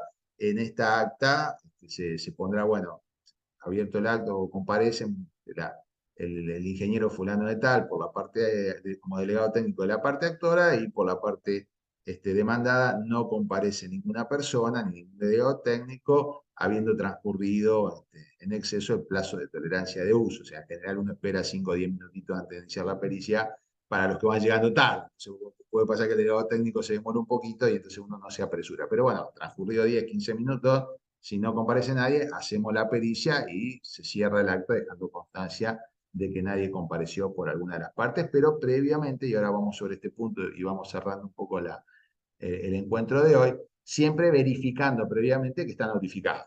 Porque vuelvo a insistir, si no está notificado, la pericia no debe hacerse. Bueno, ¿alguna pregunta en relación a esto que acabo de exponerles, que acabo de mencionar? ¿Algo que me quieran consultar? Una pregunta. Sí. ¿Dice que el delegado tiene que estar autorizado o en el expediente o en el momento de la petición por el abogado? Sí, ¿qué Silvina, ocurre? vos sabés que yo no sé si es un problema de mí, a lo mejor es un problema de mío, pero no te estoy escuchando del todo bien. Te estoy escuchando muy entrecortado y muy bajito. Se escucha muy bajito, sí. Sí, a ver, pará.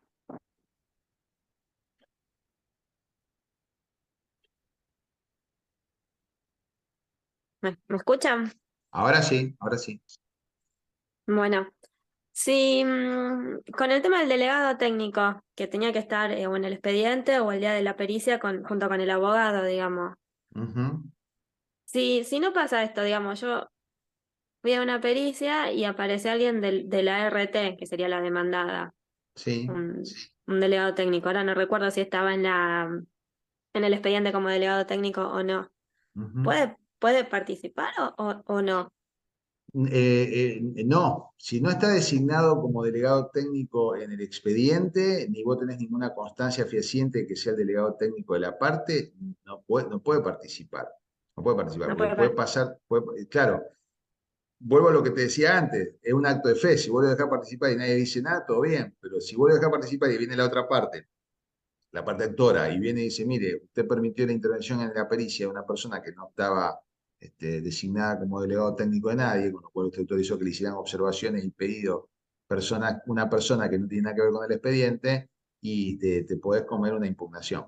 Sí. Está bien. De todas maneras, Silvia, para no llevarte preocupación, de todas maneras, es muy raro, porque generalmente ya las ART, los abogados de ART, cuando hacen el ofrecimiento de la prueba, generalmente ya ponen en el escrito quién va a actuar como delegado técnico. O sea, ya es como que lo tienen ya formateado en el escrito de contestación de demanda. Entonces me llama la atención que no esté fíjate en el ofrecimiento de prueba, seguramente a lo mejor en algún momento ponen alguna cuestión relativa al delegado técnico, pero si no la pusieron, y no fue el abogado, no fue nadie, el delegado técnico, el supuesto delegado técnico, que seguramente es el delegado técnico del RT, o sea, nadie duda de que seguramente el ingeniero tal él trabaja para tal RT. Pero si no está designado en el expediente y no hay nadie que dé fe en el momento de que efectivamente concurre en representación del RT, técnicamente no debería dejarlo participar. Claro. ¿Mm? Bueno, sí. Sí, no recuerdo ahora Bien. si está. Lo he visto en algunos expedientes que ponen quiénes son los delegados técnicos. O Sí, sea que sí, sí, habría que seguro. tenerlo en cuenta eso. Sí, sí, yo se los recomiendo particularmente. No es un tema tan estricto como sí lo es el tema que bueno, lo vamos a dejar para nuestro próximo encuentro porque veo que son las 7:30, pero eh, como el tema de asegurarse que esté debidamente notificada la pericia. O sea, si vos me preguntás a mí, ¿qué es más grave? Que haya dejado participar a un delegado técnico que no estaba formalmente designado en el expediente a haber hecho una pericia sin que esté notificada las partes, te digo 25 millones de veces peor lo segundo que lo primero, ¿eh? Así que si eventualmente participó de la pericia y la otra parte no fue, lo más probable es que cuando vos presentés el dictamen nadie diga nada. Por si acaso, si no figuraba como delegado técnico y lo dejaste participar, no hagas mención de la pericia que esa persona participó en la pericia para no tener problemas. Es recomendación más de viejo Ucha que otra cosa esta, pero bueno, viejo Vizcacha. Pero, pero bueno, verificalo porque seguramente debe estar ofrecido. Sí, está bien, gracias. No, por nada. Bueno, Mariela, si a vos te parece, porque el tema que tengo que seguir, que es el tema de notificación, va a llevar un ratito y no quiero abusar del tiempo de nadie y particularmente tampoco el tuyo. Así que si te parece, cortamos acá y continuamos el día lunes, si te parece bien. Perfecto, perfecto. Bueno, Hasta el lunes. Y bueno, el lunes, como te comentaba Gabriel, se los comento a los asistentes también. Vamos a comenzar con una charla de Joaquín, que quienes estén en contacto con la oficina técnica del colegio lo deben conocer, que va a explicar, digamos, cómo esta tarea profesional de presentar un expediente vinculado a una pericia, cómo se hace, que no tiene costo, eso bueno, ya lo deben saber, no se pagan honorarios, digamos, hasta que el juez no regule los honorarios. Así que bueno, pero él ya lo va a explicar mejor. No voy a adelantar nada. Hasta el lunes entonces. chao, Hasta hasta lunes lunes. para todos. Hasta Hasta el lunes. lunes, gracias.